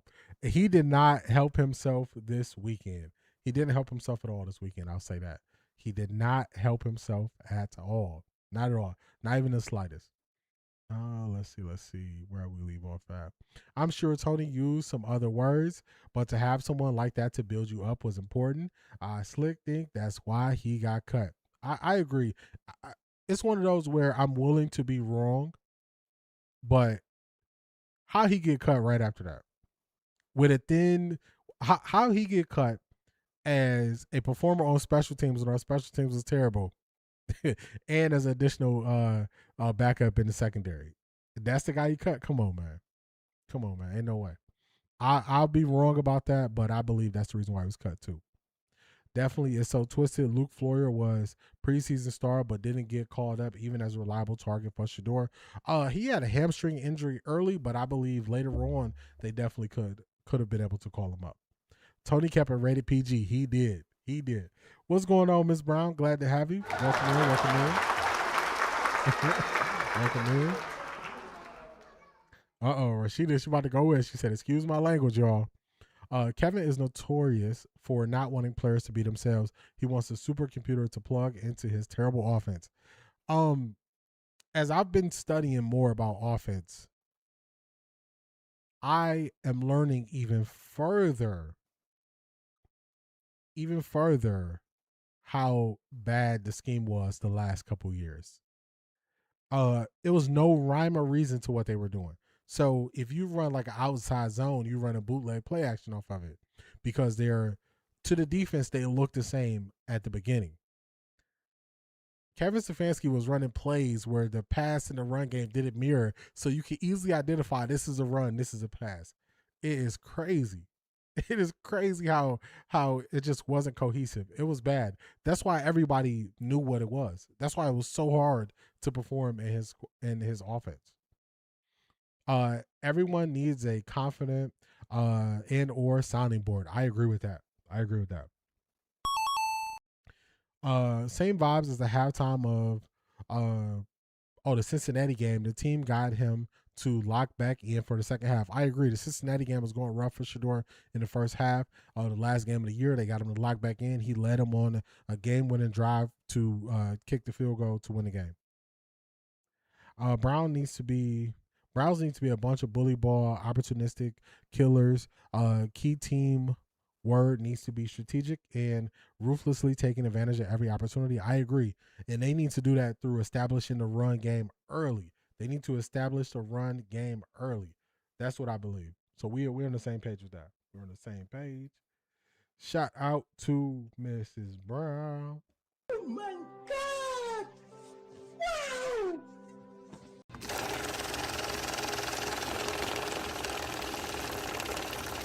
I got money. I appreciate you, Mrs. Brown. Definitely one of the day ones who are here. So happy you're back, D. It feels good to be back. I'm so happy to be back. We were back at this thing Monday, Wednesday, Friday. We're back. Football is back. We enjoyed our summer break. I'll say this a couple of times through the next couple streams.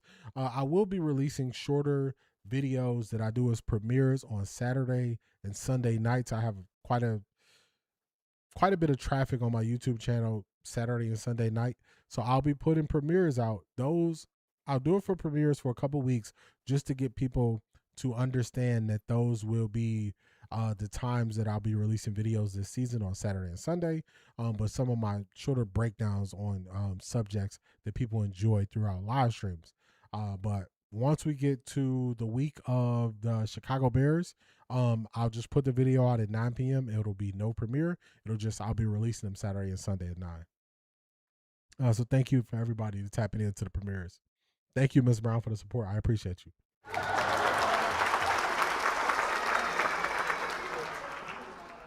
Thank you. Definitely a day one. Let's see, got that. What position did Tony play? Cornerback. If this team by week 4 shows any of those terms in the team scouting report, we will be okay. I agree. Is Tony Brown on another team now? I don't know if he is. I'll have to look and see. I'm not sure if he's on another team. How many times did we talk about this last season? The Bears game was a perfect example of what you're talking about. Yeah, the Bears game started so bad. It started so bad. So bad. I was wondering, same thing. His body is cut. Is he still playing? I think he could play. He's keeping himself in shape for sure. The team has been moving on the one band, one sound, #NewCleveland. Juedy does not fit Monk's culture. It's clear. JJ wants 4, but him being untrustworthy will cost him targets when Shedeur's QB1. He got to focus on the football and not be a distraction. And what happened this weekend, he could have eliminated the distraction, and he chose to feed into it, which that's on him. That is on him. Hello, Ryan Clark. This is your former colleague, RG3. I heard you say you will do whatever they say. No, Ryan, never bow. They terminated me because I would not talk about Shedeur, but you did and still got terminated. Still did. Makes me wonder, did Kevin get another coaching job so quickly because of the league wanted a distraction from the sabotage happening in Cleveland? I don't believe it's going to go well for Atlanta. But if they do some of the things they were doing, basically by the end of the year, I was looking at the way Tommy Reese was calling. I was looking at the way Tommy Reese was calling plays, and he was trying to implement some of how the Rams ran the ball. So what I noticed was there was a lack of creativity. So instead of you designing your own scheme and having your own run game, they would be taken from other teams and trying to run their plays. I remember last year we had a wide receiver who was supposed to come inside and do a block on a player, and it didn't make sense to me. But then as I was studying film in the offseason, the Rams ran that style of run play that worked. But we were trying to do that with guys who were not known as physical players, and it just was looking crazy. So they were just taking other teams' plays, saying we can do that, or they were very vanilla in what they were calling. So it was bad. It was bad. It's the Indiana Bears. Yeah, I heard they moving. They treated Indiana like LA. They said we give you 2 teams, or like New York, we give you 2 teams. 2 teams out here. It was halftime, and every first down we saw for 2 quarters was like first and forever and ever, and every positive play called back because of offensive penalty. I saw something this weekend that if you start off a drive with a 1st and 20, you have a 10% chance to convert that drive into points. So the Browns started off drives where it was more likely that they were not going to score than anything else, which is insane. Insane. Did the Browns improve their O-line? I believe the Cleveland Browns did improve their offensive line. The Cleveland Browns offensive line was the lowest ranked unit. The wide receivers and the offensive line. So just by swapping out players who play other places with experience and adding Spencer Fano, that alone should be an improvement over last rank. I'm not saying they're going to be top 10, but just the fact that I don't think it's possible for Spencer Fano to be as bad as Cam Robinson was. That's improvement. I know people are saying they got to go out there and show it, but if you're ranked last in the league, man, anybody can kind of be better than last in the league. So I believe they improved their offensive line. I don't know how high or how far and above they will be of last year, but they're definitely going to be better than last year based on last year being the worst ranked offensive line.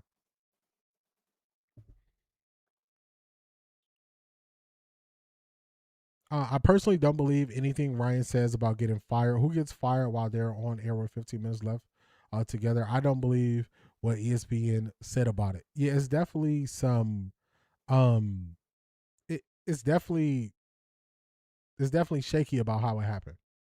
Definitely shaky about how everything went down with him getting fired. There were no check downs and long development plays when we had cover zero blitz. To it, man, I remember last year I was saying that sometimes the Browns offense doesn't have a built-in answer. And somebody was like, no, every offense puts in checkdowns. And I was like, no, it's plays where the Browns have more people in the box than they can block, and they don't have a quick outlet for the quarterback to go to. It's just a long developing play. And people act like I was making it up. I'm like, no, watch the film. You'll see it. Craig, what's going on? What's up, D in chat? What's going on, Craig? Glad to have you here. Glad to have you. I feel like by the end, Kevin knew he was leaving and was maybe counting on Jim Schwartz being head coach. That would have been a disaster and gotten AB fired. I agree with that. Monken is hopefully elevating the team and is making Kevin's inadequacy more apparent. I think we're going to see it just from the scheme. From what I've looked at this offseason, the run game should be a lot more structured this year compared to what it was last year. If you don't know who to block in the run game, you're definitely not going to know who to block in the pass game. And there were times where guys were coming into the backfield free because they didn't know who to block. And Kevin also was running too many different types of run. He was running duo where you look for guys who you got to double team. Then he was running some form of inside zone without using the power of outside zone. So it was just like he was confusing the line on what their responsibilities were, and they never had a solution to help the offensive line. Stefanski offense is going to get Robinson hurt. It depends. Stefanski don't like running bell cow backs more than 20 times a game, so we're going to see. Last year, our O-line would have been better if we had our D-line play both ways. For real, too, man. Right, who gets fired while working? they let you finish your shift first, then fire you. Yeah, it doesn't make sense. Doesn't make sense. Lord, I forgot about Cam Robinson. Yeah, he was bad. He was bad. Jarvis and others have said Alex Van Pelt drew up the plays. Kevin would start the game, but AVP would help adjust for second half, especially because the fall off seemed steeper post AVP. It went down the drain after Alex Van Pelt was let go and he went to New England. Cam Robinson looked like he was getting paid by the other team. He was awful. That's what I'm saying. Like, I don't know if another left tackle could be that bad. It was very bad left tackle play. Let's listen to a little bit more of this before we keep it pushing, y'all. It was high pressure situation. Even going into this year, it's high pressure. You know, so it's like I know it in myself. I know what I'm gonna do, and I know how dedicated I am to being great. So everything else don't matter because I know what it takes to get to that point, to get to that feeling, to have that confidence. But it was like for a second, you feel me, I lost that. And I can know that. Like I look back and for a second, I definitely lost it. And then it's hard, it's just being in the environment without anybody initially you could lean on. That's how me and him got cool. It was just like you going from a situation in a period to where you have that factor every day to everybody on their own. You get what I'm saying? And it's like I thought this was a big thing for Shedeur to say, and also this gives us an inkling of what actually was going on. You go from having that factor of people around you who you believe have your best interests to everybody on their own and not knowing who to trust or who you could talk to or who, you know, can help guide you as a rookie. And that's something that people don't take into consideration.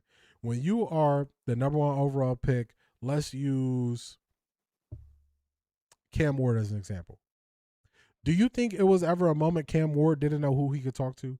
Do you think it was ever a moment that Cam Ward couldn't identify who had his best interest? Let's go further. Let's go Jackson Dart. Do you think there ever was a moment Jackson Dart didn't feel comfortable or know who he can talk to on the team or around him? Let's go to the next one.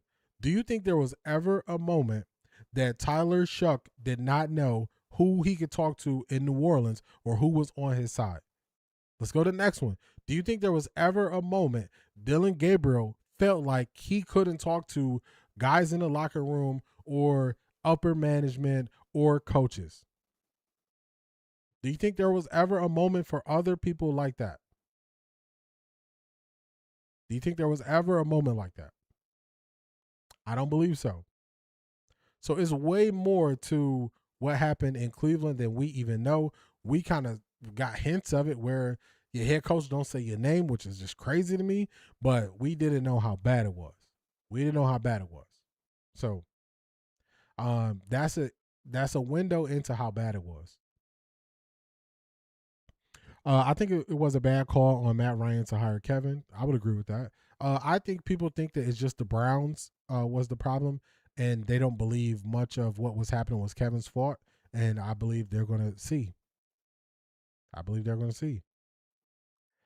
Him switching out guard, forgot his name, in between plays when the O-line cohesion is so important, that hot and cold risk for injuries. Yeah, it was Tevin Jenkins and Wyatt Teller who they were switching out, but it wasn't the first time.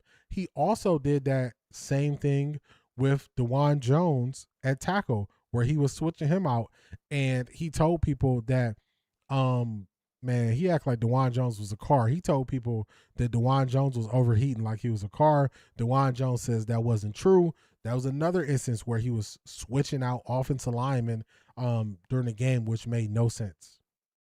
No sense at all.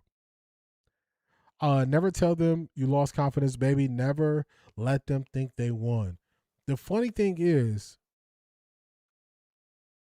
as much as they like to talk about what Shedeur does and says, if you notice, the Shedeur haters didn't really pick this up. I don't even think the haters even recognize this. I don't even think they recognize this. So, I don't mind if he says that he lost it for a moment. People saw it. But listen to what he says as a follow-up. So let's play a little bit more of this. Listen to what he says as a follow-up. It just felt weird. It felt off. Then he was kind of like leading me and helping me figure myself out while everybody else is just watching. You feel me? So it's like, while a lot of people was watching, I ain't gonna say everybody, but while a lot of people, so that's why my respect for a lot is gone. Cause it's like everybody supports you from afar, but it's when it's daily, when it's conversations, when it's things that could actually help you, it ain't nobody there. So that's why I know, you feel me, when the world display, when I display myself in my best form this year to the world, it's like, I don't need all the external stuff. I don't need no new friends. I don't need anything new. I'm fine with the basic, chill system that I have now, because I know this will take me where I need to go. I'm picking up what you're putting down, Shedeur. This is what he said. Everybody stay on that side when they switched up. You switched up, stay on that side, man. Don't call me to come on your podcast.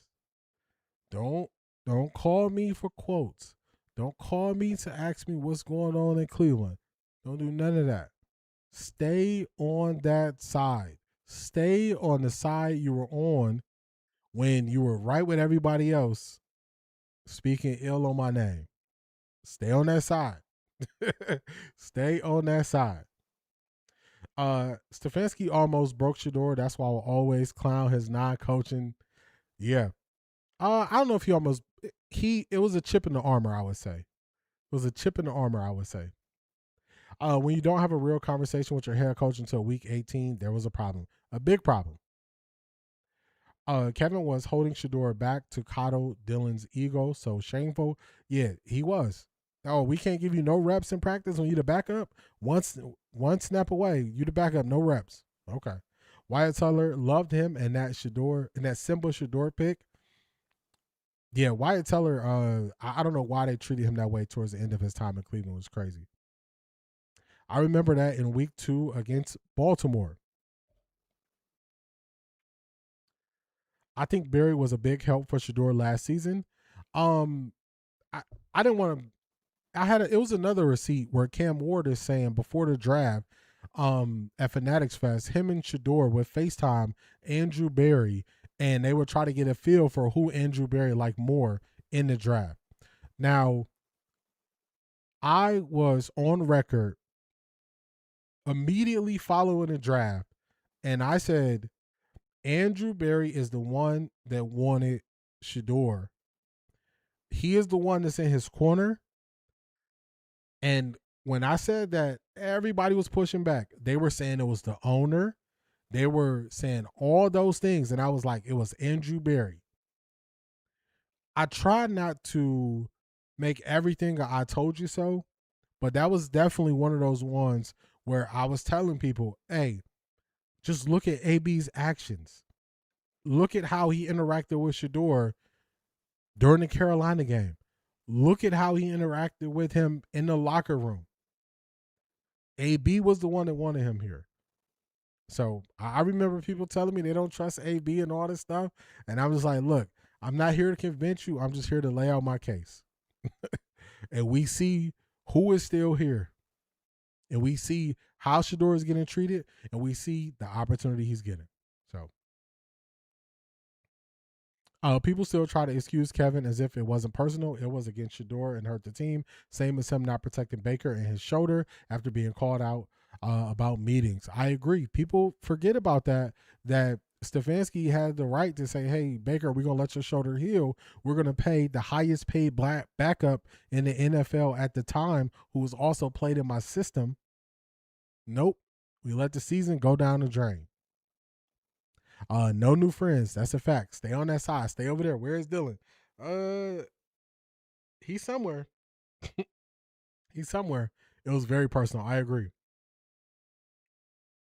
Kevin was clearly on we don't want Shedeur in the league. D, you already called him out on the Summer Jam screen. I give Dion and Pilar and the rest of the family is what got him through. Exactly. They got him through this because nobody could imagine it would go this way.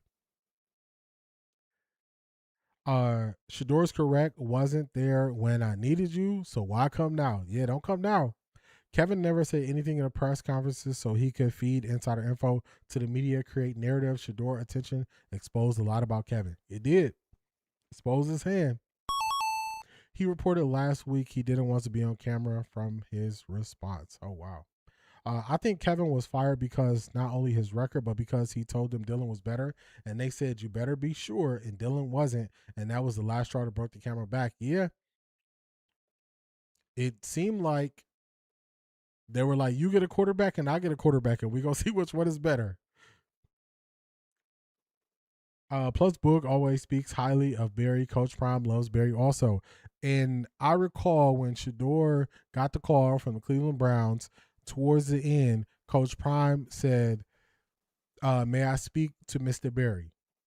And that always stuck with me from that first call when they called Shedeur to announce that he was being picked by the Browns with another 144th pick. It always stuck with me that he asked to speak to Mr. Barry. He didn't say, can I speak to the coach? Can I speak to the owner? All those people in the room, he said, can I speak to Mr. Barry? That always stuck with me.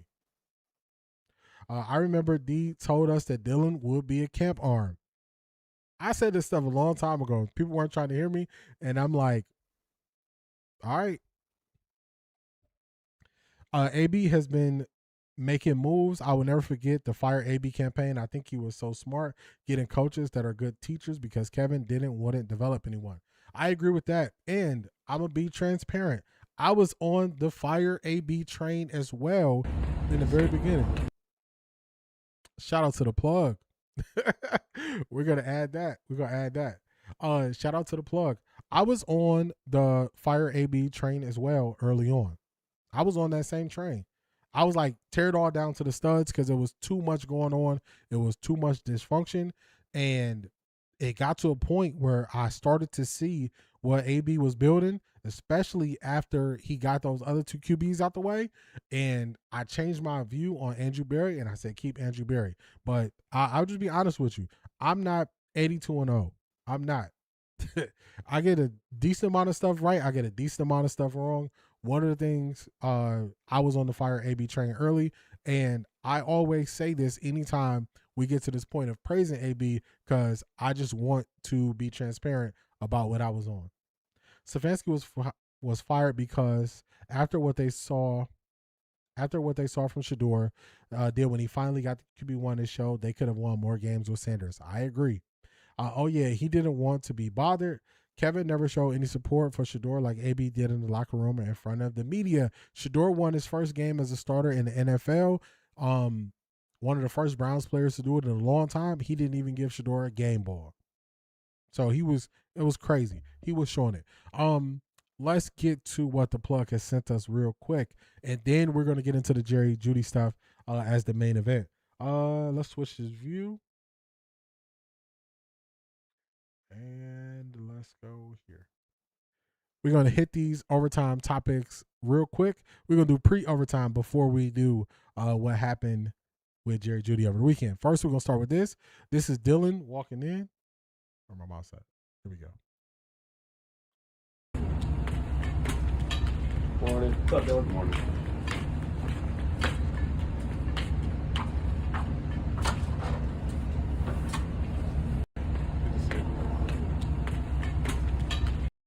All right, different energy from Dylan Gabriel. Shout out to the plug. You've got mail. I didn't really see this, but man, oh man. Okay. Definitely a different energy walking in this year. Definitely a different energy. I got Tika right here. All right, here we go. Hold on. We don't got no sound. It's also shoulder surgery on his throwing arm and Achilles surgery. figure out what you have, 2 of them with Shedeur Sanders. You have 2 first-round picks next year. At some point, you've got to look at that young player, see if he's even the potential of being your future, because what are you going to do? Deshaun, and he plays well, and then you're going to pay him again? Shedeur Sanders should be the starting quarterback in Cleveland. Starting anybody but Shedeur Sanders is dumb. Deshaun Watson, I understand, is there. He's played 19 games. Man, you a day late and $1 short. You a day late and $1 short. Shedeur said no new friends. Everybody stay on that side when they switched up. You switched up, stay on that side, man. Dan O, when you tried to tell us Dylan Gabriel's game where he threw an interception in the preseason was better than Shedeur's preseason game, that's where we had to move on from you, man. That is where we had to move on from you. Don't try to come to this side now when you had the choice. You picked Dylan Gabriel last year. No. No. No, thank you. It's full over here. Security got the ropes out. They got the tape. It's no more room. It's no more room. It's no more room. No. Everybody stay on that side when they switched up. You switched up, stay on that side, man. No. That's all I got to say about that, y'all. No. No. No way. No. No. Wow, some people like to hear stats. They don't fully understand. I like to watch the film. Hold on, y'all. Yeah, no, man. I had to get him off the screen. Stay on that side when you switched up. Stay on that side. What's going on, Laurie? Shout out to you for the Flow State Jewels. I appreciate you. Thank you so much. Thank you for always tapping in. Thank you for being active and part of the replay gang. I appreciate you. What's going on? What is going on? I appreciate you. Let's catch up on the chat. Where we at? Cleveland media gonna be mad after they find out they're gonna build this team around Shedeur after Watson is gone. Hey, they gonna be real mad. They gonna be big mad. Don't forget about Tika's post. Just got it there. I understand your mindset during the season. I mean, everyone insisting he should have been fired with Kevin. Made no sense because they were on opposite sides. Kevin and Deepa Desta lost. I agree with that. Definitely. It got to a point and I was like, Kevin gotta go. I didn't need them to be going together. Yeah, he is. Yeah, he has a sad I'm just here so I don't get fired face. Man. Man, oh man. That was definitely a different energy. Definitely different energy.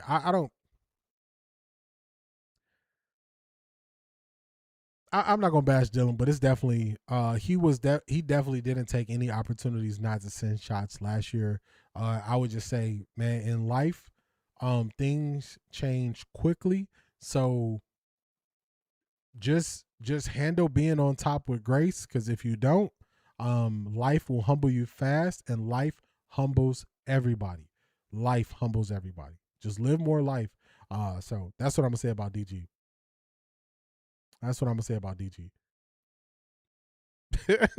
No, Craig. Mofo, what's going on? Welcome in. DG looks like the kid who gets bullied thinking I hate this place. Oh no. Oh no. Shedeur should have won 5 games instead of 3 games. He should have won the Titans game and the Bills game. I agree. Opportunities were there. Oh, there's My Little Pony. Sorry, not sorry. Oh no. This is first day back, D. Man, do y'all remember last week I said people got to have a Shedeur story when they come back from being off? Dan O is no different. He is no different. No different. D.O. can stay on the other side, for real. Stay on the other side. Live gratefully. What's going on? Welcome in. We don't need switch ups. Stay on that side. That's a fact. Dan will flip back over to the other side soon. He will. He'll be shipped off by mid-season, in my opinion. We gonna see. Dan was a complete hater during the draft and been off him ever since. He said Shedeur was the hardest person to evaluate in a negative way. I didn't understand when he had that sentiment saying he was hard to evaluate. He was trying to say Shedeur's offensive line and what they ran, he was hard for him to evaluate him. But why couldn't you evaluate his arm talent? Why couldn't you evaluate how he was reading the field? Why can't you evaluate how he was making adjustments? So I agree with you, Ivar. I don't know why that was so hard for him. I couldn't figure it out. All those wildcats and trick plays was to give himself or anyone else credit while hurting Shedeur's stats. And it also exposed their lack of creativity on the offensive side. They got rid of all the black ex-football players on TV. Gotta listen. Gotta listen to white players now. I don't think it's gonna go the way they expect it to go. I'll say that about ESPN. Dylan do not want to be there in them flip-flops. And the flip-flops clacking every time he takes a step. Man. Shout out to Mofo for the jewels. I appreciate you. Shout out to Mofo for the jewels. D, you said it last season. Just watch them start trying to come over. They can keep knocking, but can't come in. It's full over here. It is full over here. Everybody stay on that side when they switched up. You switched up, stay on that side, man. It's full over here. We got no more room. His stats can't be better than the IBM computer. For real.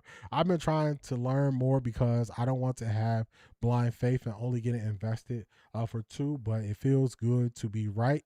Knock on wood. For real. For real. Shout out to Tessa for the 30 jewels. I appreciate you. Well. I appreciate you, Tessa. Thank you. Orlowski got that alt-right hairstyle. Not the alt-right hairstyle. Oh, man. You wow, Arjizzle. Who will be next to flip? Are you talking about national media? I think it's going to be... I think it's going to be Ocho and Shannon Sharp. And I remember Shannon Sharp was like, oh, we can bet however much you want to bet. They're going to draft a quarterback who's going to compete. And I was like, nah, they're going to take a late round quarterback that's not going to be a part of it. And also we heard Ocho say, oh, I'm hearing reports from camp that it's going to be Deshaun. They're going to be the next ones to switch up as soon as they get back. They're going to be the next ones, I think. Dan just ain't that bright. Yeah, it's just when you have a different agenda. Dylan is actually a good practice squad guy because he can plug and play into different schemes, not excel on his own or elevate his own team. I agree. When I went back and watched college film on Dylan Gabriel, I just saw highlights for everybody else. I saw explosive tight end. I saw explosive wide receivers. I saw offensive line that parted the Red Sea when he needed to throw the ball deep. And I was like, this is too many things that you might not have at the NFL level. Too many things. It's only a matter of time before Dan will start beating the Arch Manning drum. Yep. Real soon. He's going to be there. Real soon. All right, let's get to it. Which one do I need? Let's see. Let me close out some of these tabs as we get ready for the main event. Jerry, Judy, y'all. Let's close out some of this. Yeah, Jerry, Judy. Jerry, Judy's on the docket.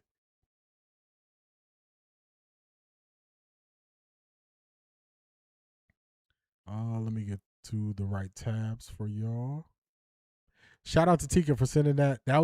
We needed that laugh. Shout out to Dano for the laugh. But hey, man, stay on that side. Stay on that side. All right, let's get it. We are ready for the main event. Let's get ready to rumble!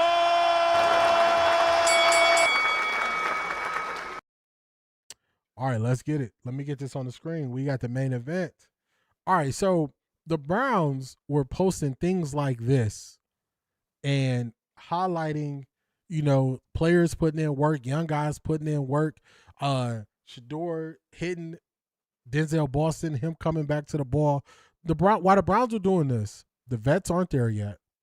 And we see this from Jerry Judy. ESPN Cleveland posted this. Now, ESPN Cleveland is owned by Good Karma Brands. Good Karma Brands, I think I got a little delay. Okay, hopefully I don't. Good Karma Brands owns ESPN Cleveland. It's a media and marketing sports company. Now, we're going to look at this and we're going to see if this is journalism or if this is content creation. We got those definitions out there. This is what we got. So ESPN Cleveland posted this. Let me make sure to show y'all. This is. Hold on, Jerry. This is ESPN Cleveland. They posted this on their X, July 26th. Someone asked Jerry Judy on TikTok who he wants the Browns starting QB to be. This is their post. Let's go down to the actual video. We're going to play the video. This is Jerry Judy doing a TikTok live stream. Let me start from the beginning. Let's play it.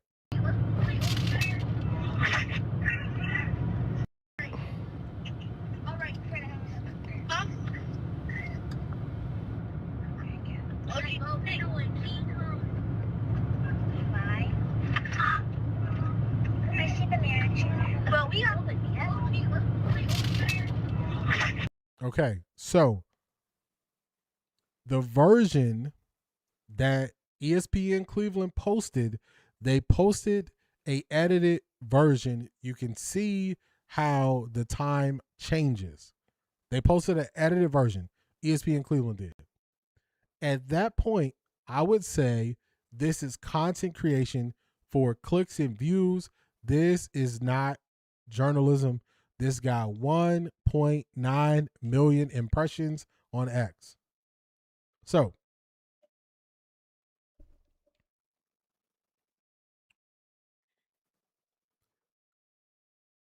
this is the original post. We have that there. The ESPN Cleveland posted. Now, this is Jerry Judy's response. Y'all cut the clip perfectly for that narrative. Y'all can never get in between this. I'm not going to say that word. Laugh out loud. So, Jerry Judy's on the right side of it. I would say they're doing it. I would say they're doing it to get a reaction. That's what I would say. Now, he also posted this and ESPN Cleveland reposted it. Okay. Now, then Jerry Judy posted this 21 hours ago. So right now he's on the right path in my eyes. I'm not here to say he did or didn't or what his intentions were. I'm not here to say that. I'm just here to put out what happened. Okay, so this is what he said, and I think he's on the right path.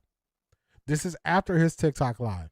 I don't speak on decisions that aren't mine to make. I support my teammates, brothers. I do my job. Control what I can control. Let's stop creating narrative that aren't there for likes and clicks. I bet this won't go viral because it's too positive / real for y'all. 100. Okay. Now, this is what Jerry Judy said on his TikTok live stream that I post on all of my social media. I'm going to play the full 2 minutes of it, and I'll let y'all hear it. Here we go.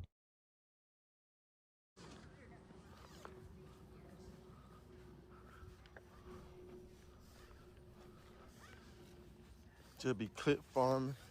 What's up, man? What's up? Just be lying. Yeah.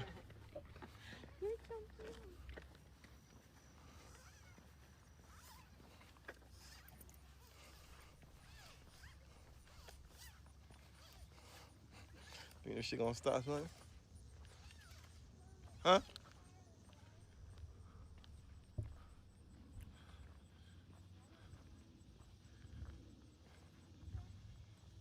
If I thought the peace sign, what does that mean?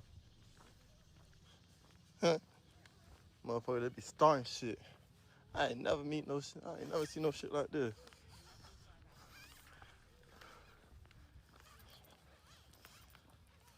Trying to start tension with old teammates, man. All we trying to do is win football games and have fun doing it.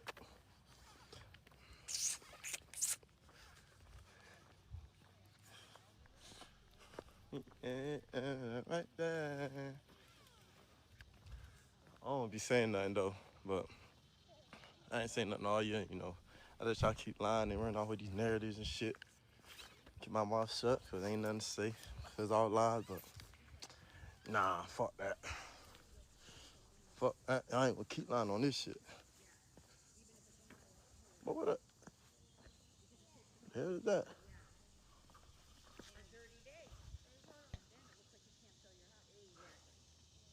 All right, that's basically the last of him talking. He's just walking at a park in Florida.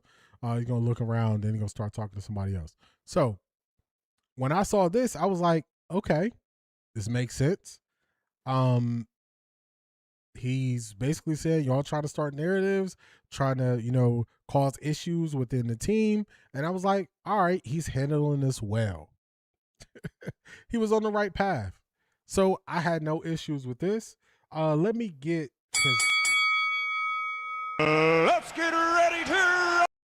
Let me grab his last response because he had responses after this that I think that's kind of where he started making a mistake. That's kind of where he started making a mistake. All right, so let me grab it. Let me grab it real quick.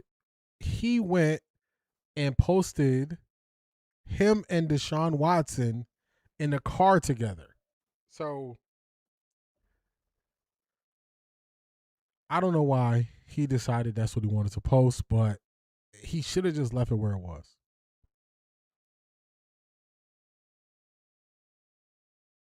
All right, where is it?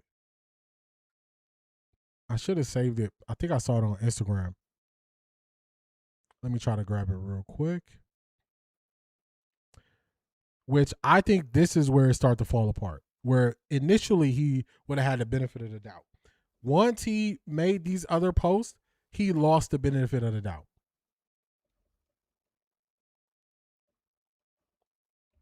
And this is where he messed up.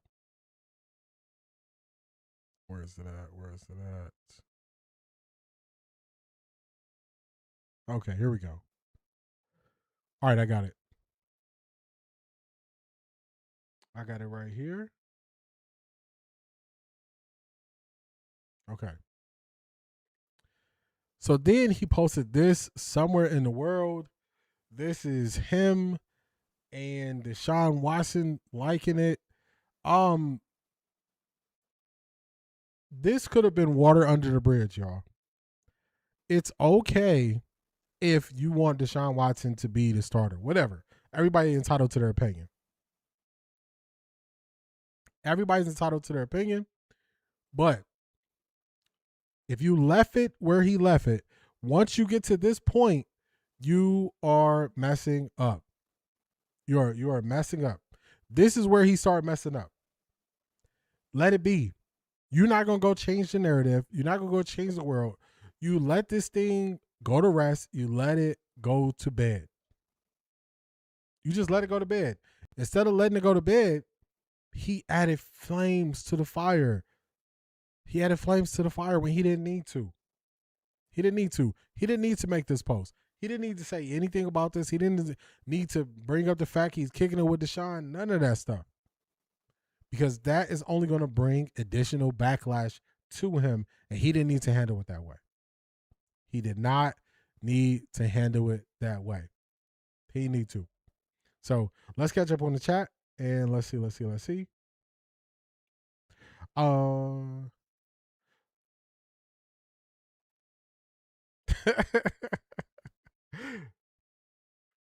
This is definitely content creation. I don't think it needed to be amplified, though. I agree with that.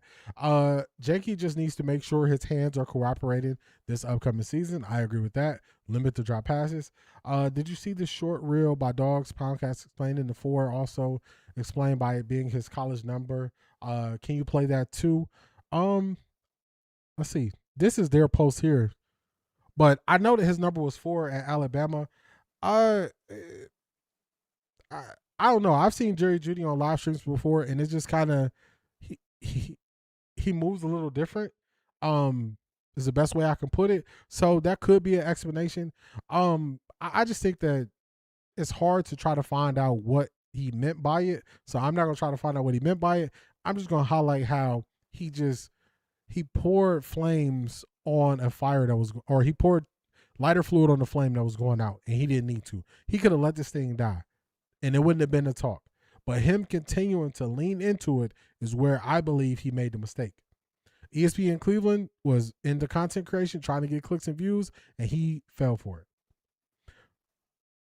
Sad, ESPN Cleveland, bunch of drama queens. They are bringing the drama. His hand coordination feels irrelevant when he catches with his chest. Yeah, got to catch it with your hands.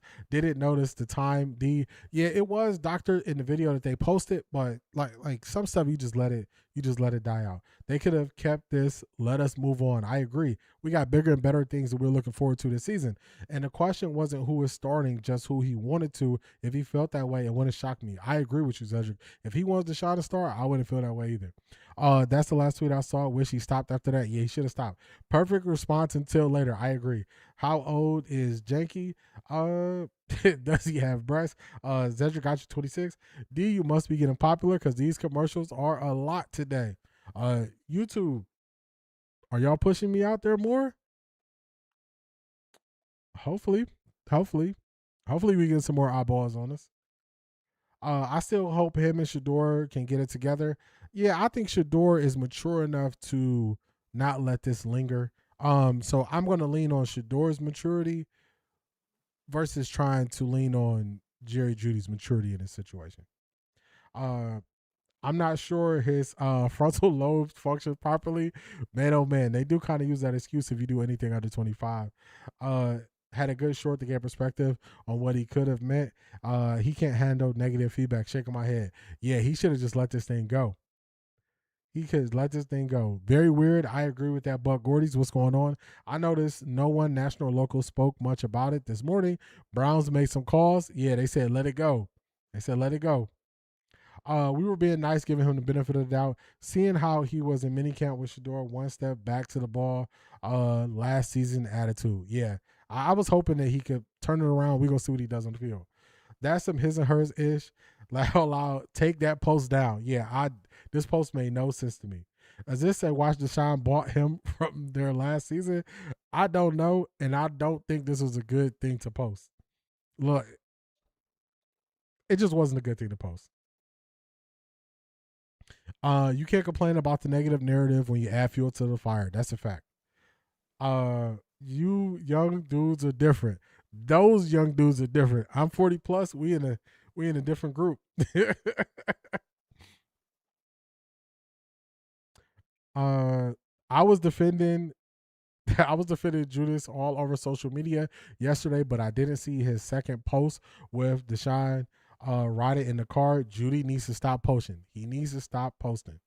Deshaun is his friend. I get that. Deshaun Watson, what are you doing? The watch picture is a shot at Shedeur. Yeah, this doesn't make sense. This was a wrong step. This was a misstep in how to handle this. So let's count the ways that this was handled poorly. This was handled poorly by ESPN Cleveland. This was handled poorly later on by Deshaun and Jerry Judy. They put lighter fuel on the charcoal when it was about to burn out. They didn't need to do that. They could have let this thing go. His initial responses were better, then it was not. So those are ways this thing went bad. We had a media company creating content, which I've been trying to highlight that that's what they do. Then it went bad when they did this. Shedeur more of an adult than both of them. That's why I said I'm going to lean on Shedeur's maturity in this situation, not theirs, because I don't believe this was the best way to handle this. OMG, it really is a shot at Shedeur. Perfect timing. I didn't even think of that. Yeah, it just went from okay, we'll kind of take it easy on you to no, we can't defend it. Kind of like the competitors and entertainers comment. Kind of like the if you wait for the perfect timing, you'll be waiting forever comment. It's in the same vein as those comments. So this is handled poorly by who should be the veteran leaders in the locker room.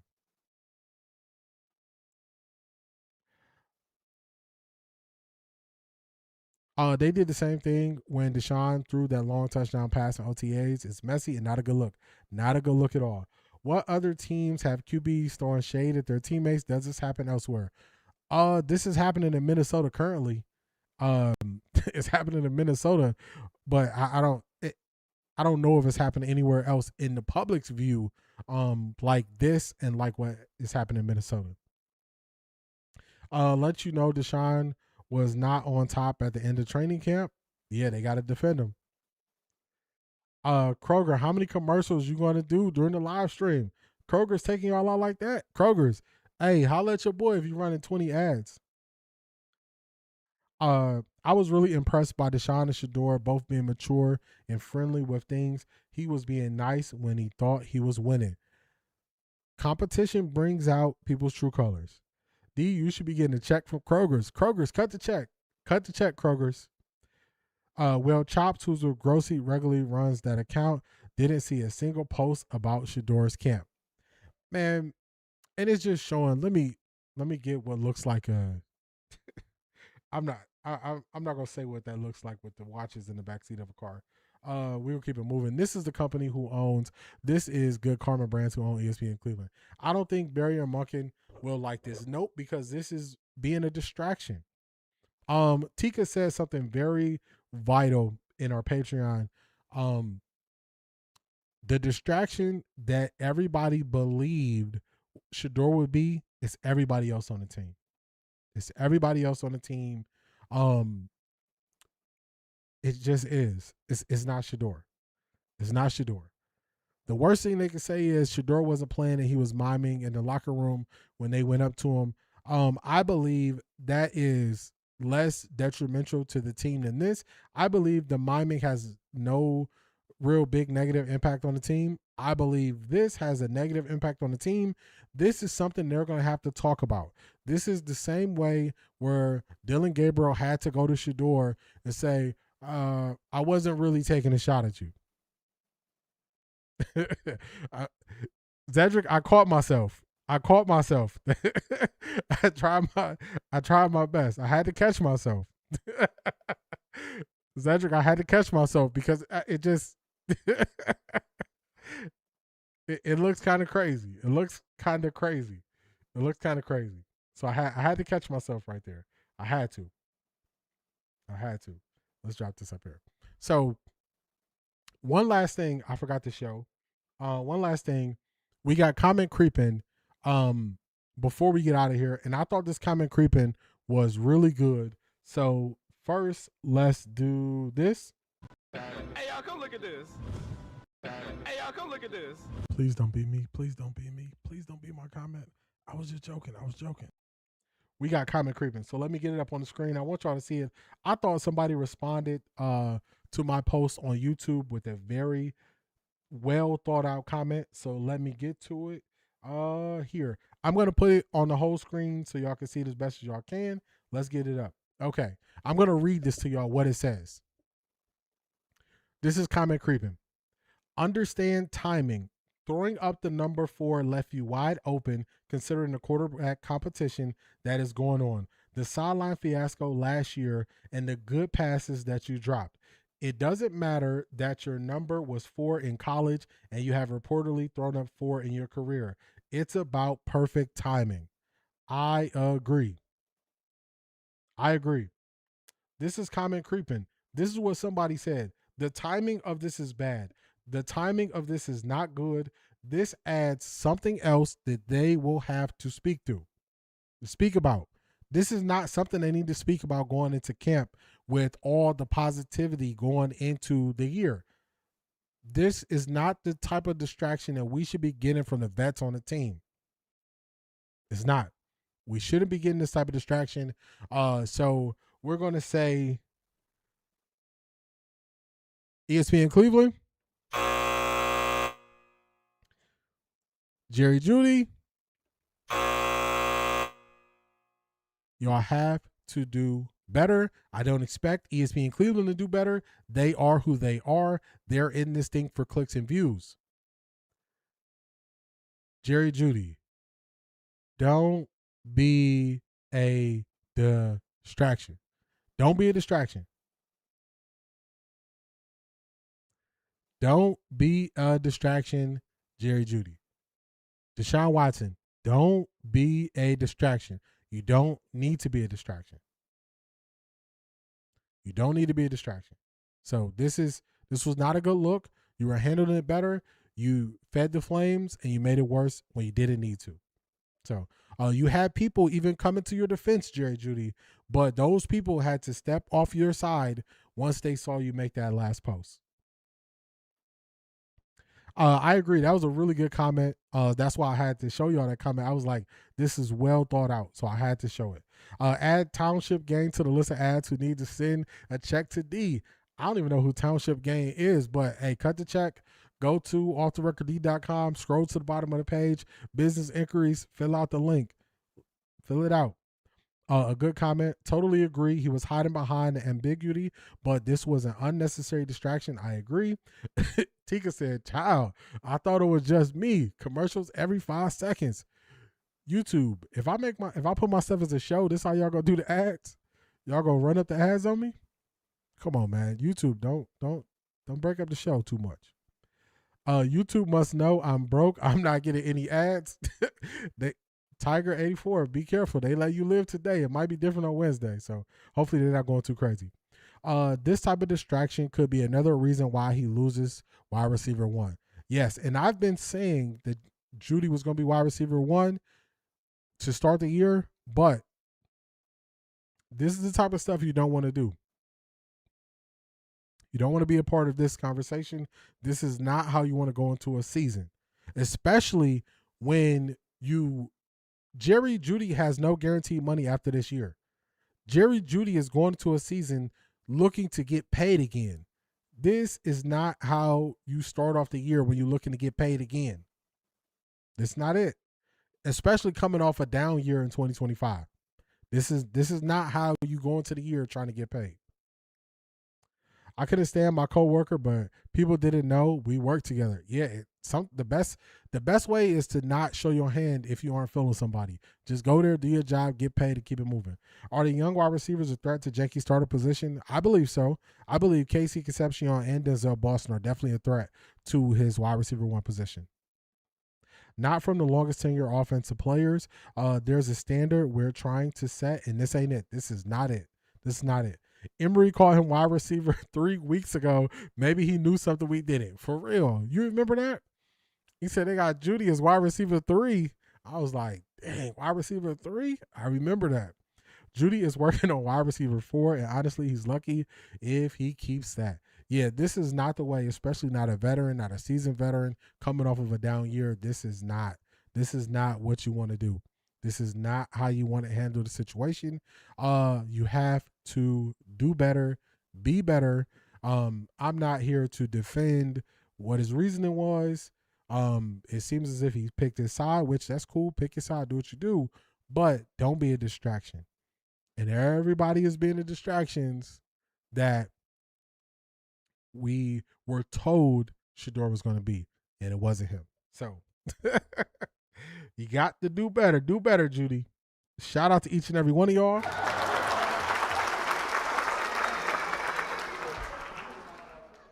Shout out to each and every one of y'all for being here. I appreciate each and every one of y'all for being here. We're back at this thing.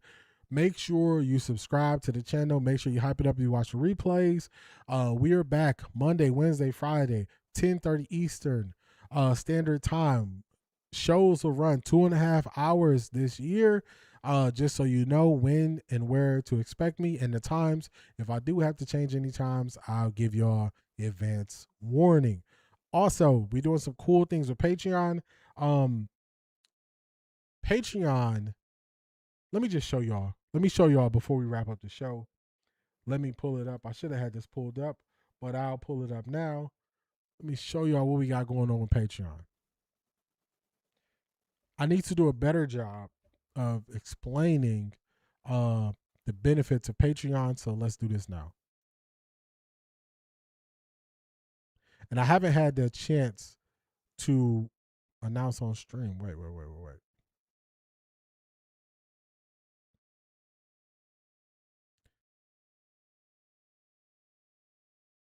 All right, hopefully I can show y'all this now. That's not how I want to show it.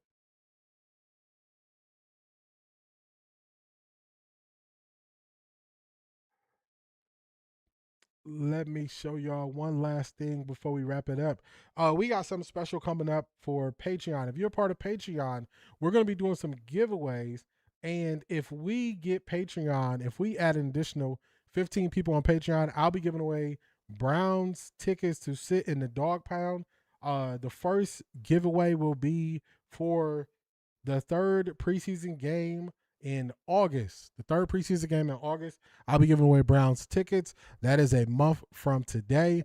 So definitely be looking at Patreon. Also, other things coming to Patreon. We'll be doing Tuesday morning live streams on Patreon where you'll get the opportunity to ask questions as we break down film. You'll be getting behind the scenes footage on Sundays.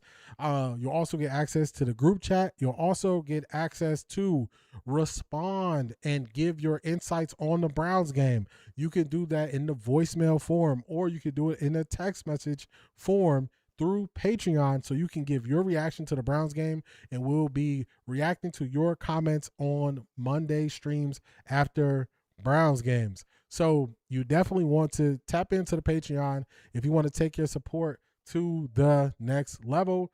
We are running some stuff up on Patreon. All Access Crew is the only level that we'll be offering moving forward. So last year, we had people who joined Patreon. We had the super supporters and the all access crew.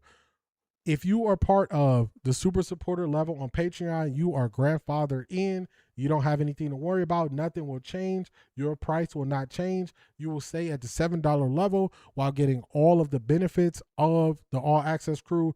I appreciate y'all for supporting me as I'm building this thing out. Moving forward, we'll only have one level on Patreon, which will be the all access crew.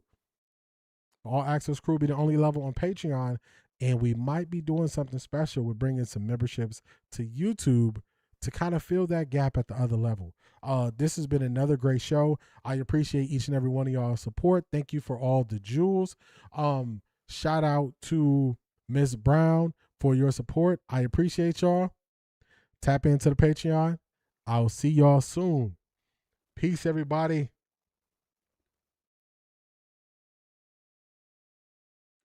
Play. Hey, y'all, come look at this. Hey, y'all, come look at this. Please don't beat me. Please don't beat me. Please don't beat my comment. I was